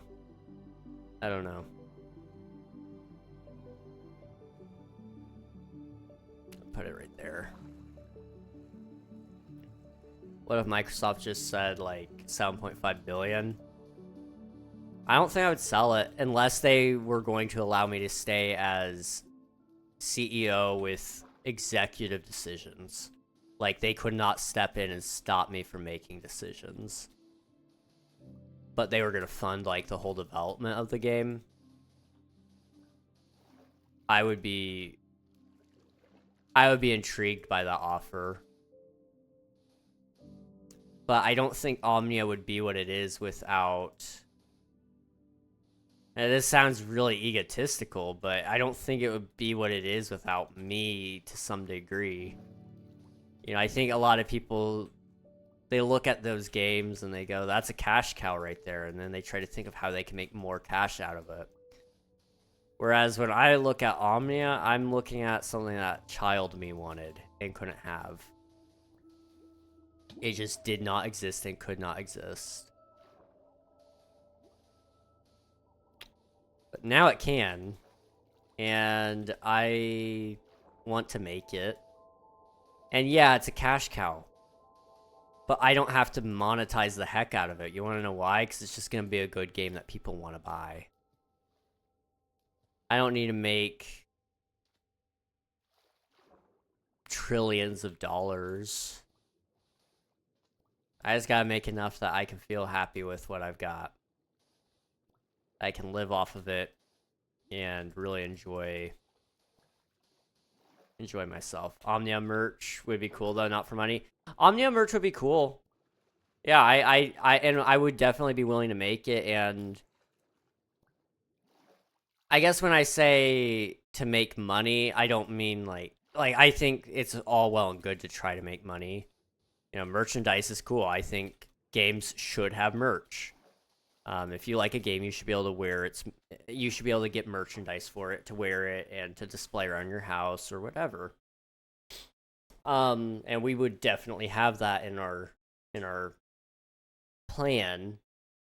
But I guess I mean more so like planned obsolescence. Like, oh yeah, we're gonna have to make an Omnia 2, so we're gonna limit our technology in Omnia 1. Like, no, I'm not doing that. Omnia 1 is the only Omnia.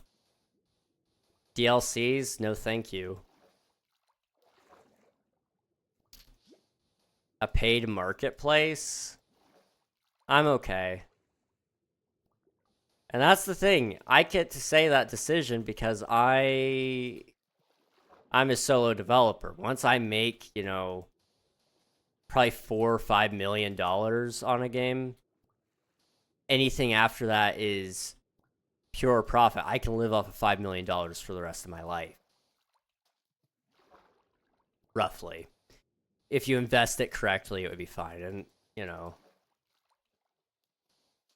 yeah.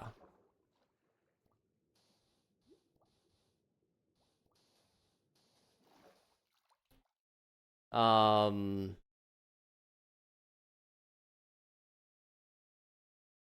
hoodie with Omnia and the logo would be cool. Oh, absolutely. You would be seeing a lot of Omnia merch. Posters would be cool as well. Oh yeah, posters. You'd be seeing posters, figurines for some of the alien species. You'd be seeing shirts, obviously, hats.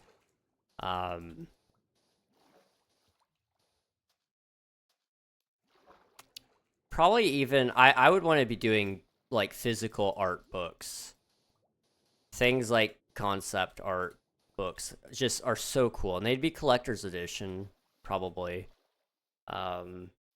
based on what year it is. So like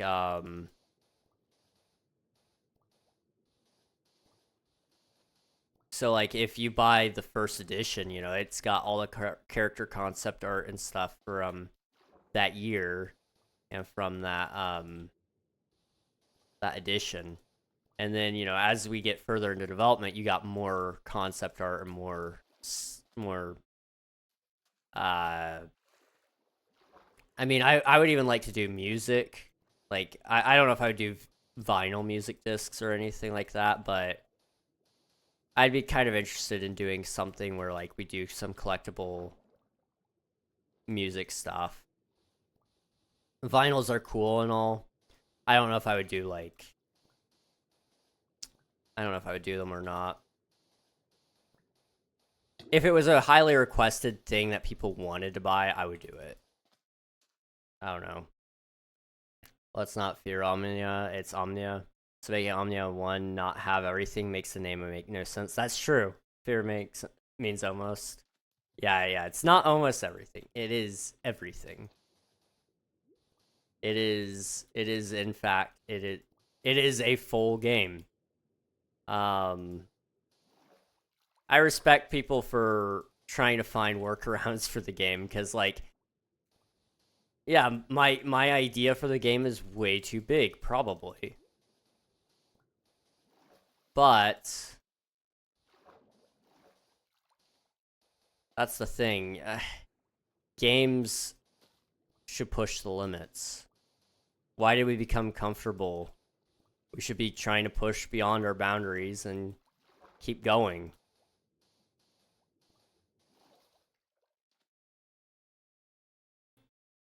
A guitar would be funny. Honestly? Okay. If we designed like a really cool futuristic instruments, I wouldn't be against that idea of if somebody wanted one, they could custom order it. it wouldn't be something that we have in stock all the time. But like, if you really, really wanted to, we would work up a design for your music instrument, and you would be able to, play it in real life. It would be kind of neat.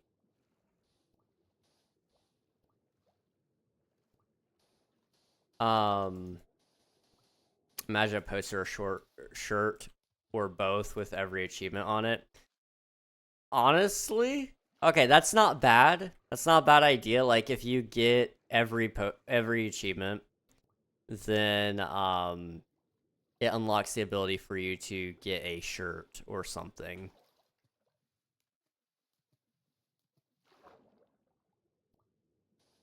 Although I feel like people would still cheat it. There's ways to cheat that stuff. But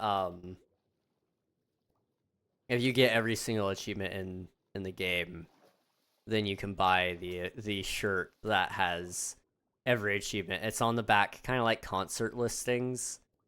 When you buy like a tour shirt, um, it has like every concert location. It would be kind of like that where it has every achievement on the back, but on top of that, it's gonna have like on the front. I 100%ed Omnia, and all I got was this dumb shirt or something like that. Although you still gotta pay like $20 for the shirt. We would make it low price. It would be stupid low price for the shirt, but um,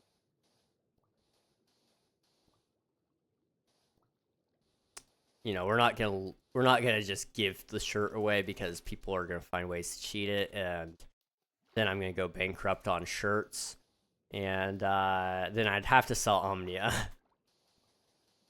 and I don't want to do that. So they would be very, very low profit, if any. The all achievement runs for this game are gonna be so funny. I respect anyone who tries it. Yeah, that would be the thing. Like, to 100% all the achievements for Omnia is going to be pain. And it's not intentionally painful. It's just like there's going to be so many that in order for you to realistically do it all, it's going to take you so much planning.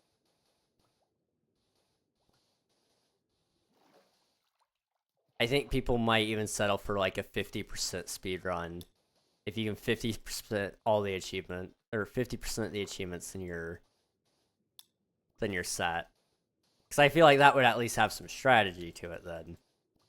Doing everything, you just kind of stumble upon it to some degree. I mean, like, you could force certain events to happen. Like, there are some that are kind of somewhat random. But most of them should be able to be triggered in some way, shape, or form. And that's my goal, honestly, with the game, is RNG should not be too big of a factor. Like, obviously, it plays into it a lot, but RNG should not stop you from being able to do something. I was watching PC Gus, the other day, and he was playing Cookie Clicker. He was trying to get the last achievement. And he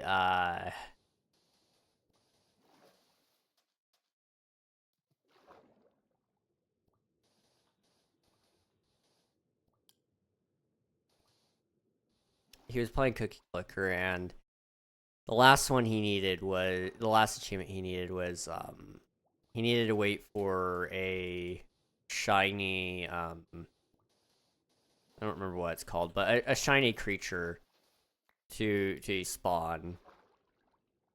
And he waited there for hours and hours and hours, and it still didn't spawn.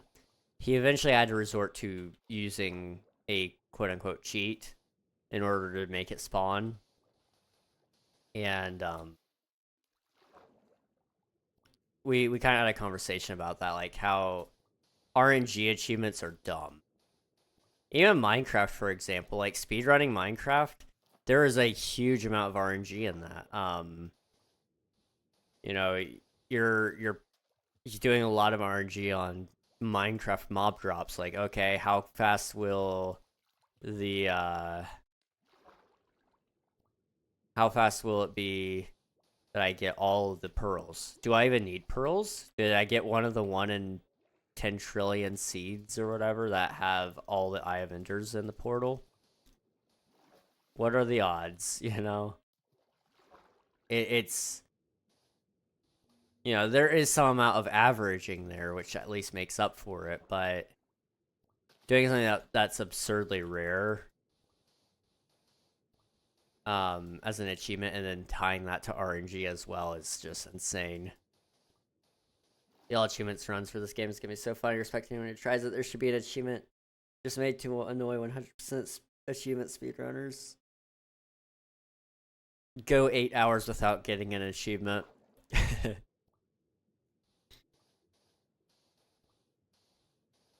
So then you have to choose. You want it to be your first 8 hours, your second 8 hours, your third, your fourth, your fifth. Is it gonna be your last achievement? Or are you gonna set up all of your other achievements while you try to avoid getting an achievement for 8 hours? It's hilarious. Yeah, I feel like it would just be like called waste of time or something. It's just like, don't obtain an achievement for 8 hours. That makes them legit have to wait there for 8 hours. Yup. That's going in the Discord. Oh boy. I'm not gonna lie, I'm tempted on that one. I mean, you could cheat it still, but if you're actually gonna go for a legit run, that would be funny. Because, like, there is still some strategy on that, actually. Like, your run has to last at least 8 hours, that's for sure. But if you set up all of your other achievements, if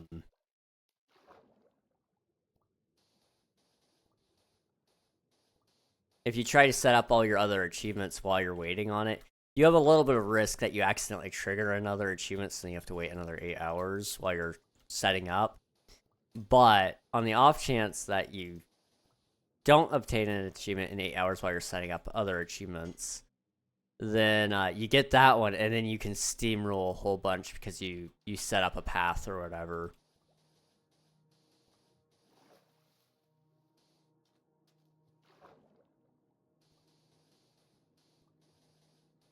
It's kind of Discord though. I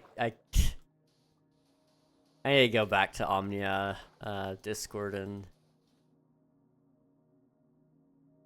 put some stuff in there when I'm ready. This is an annoyingly long project. I didn't realize just how big this was. See, I thought this was big, but I didn't realize how big it was. Like, just one of those cobblestone lines is 64 blocks, which means it's 128 blocks long.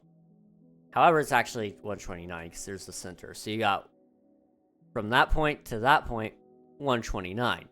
On top of that, the sand is on the 5th block out from the cobblestone. So 1, 2, 3, 4, and 5. So it's, yeah, it's gonna be fun. It's gonna be fun. You know what else is massive? Your mom.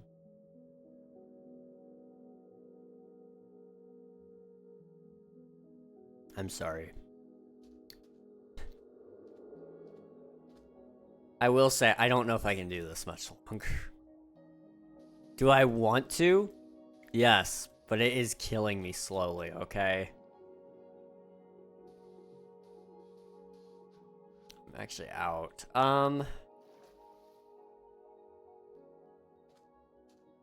I might do this off stream, honestly. It would be easy for me to do. I just turn on some music and start placing blocks. That would be easy. I've been saying that a lot lately. Oh, I'll do that off stream. I'll do that off stream. This one I might actually be able to do. I've got a weekend coming up where I've got nothing going on except maybe one thing that's not even been thrown up in the air, but I kind of want to throw it up in the air. I have one thing, that's all. So we'll see. Can I? There we go.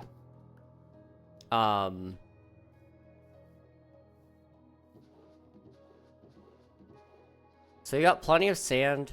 That'll give us a perimeter.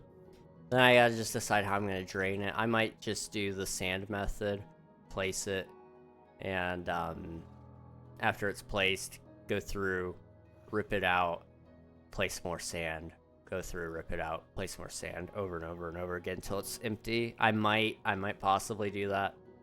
We'll see. We will see. Anyway, I think that's where I'm gonna call it for today because I'm kind of tired. I'm really tired actually. But you know, it was a good day today, I thought. I had a good time anyway. Hopefully you guys did as well. It wasn't too crazy of a day, I'll say that much. It was very laid back, very chill. But that's kind of what we like. That's kind of what we like. I know exactly what we're going to do today. And who we're going to raid. We're going to raid Athema. And you guys need to go and tell her happy birthday, okay? So hop in the raid, get some free channel points, meet a cool streamer along the way. And I will hopefully catch you guys tomorrow when we're playing some King SMP. But yeah, let's go say hi to Athema. It's her birthday. Again, say happy birthday while you're there. And I'll see you guys again very, very soon. Later, everybody.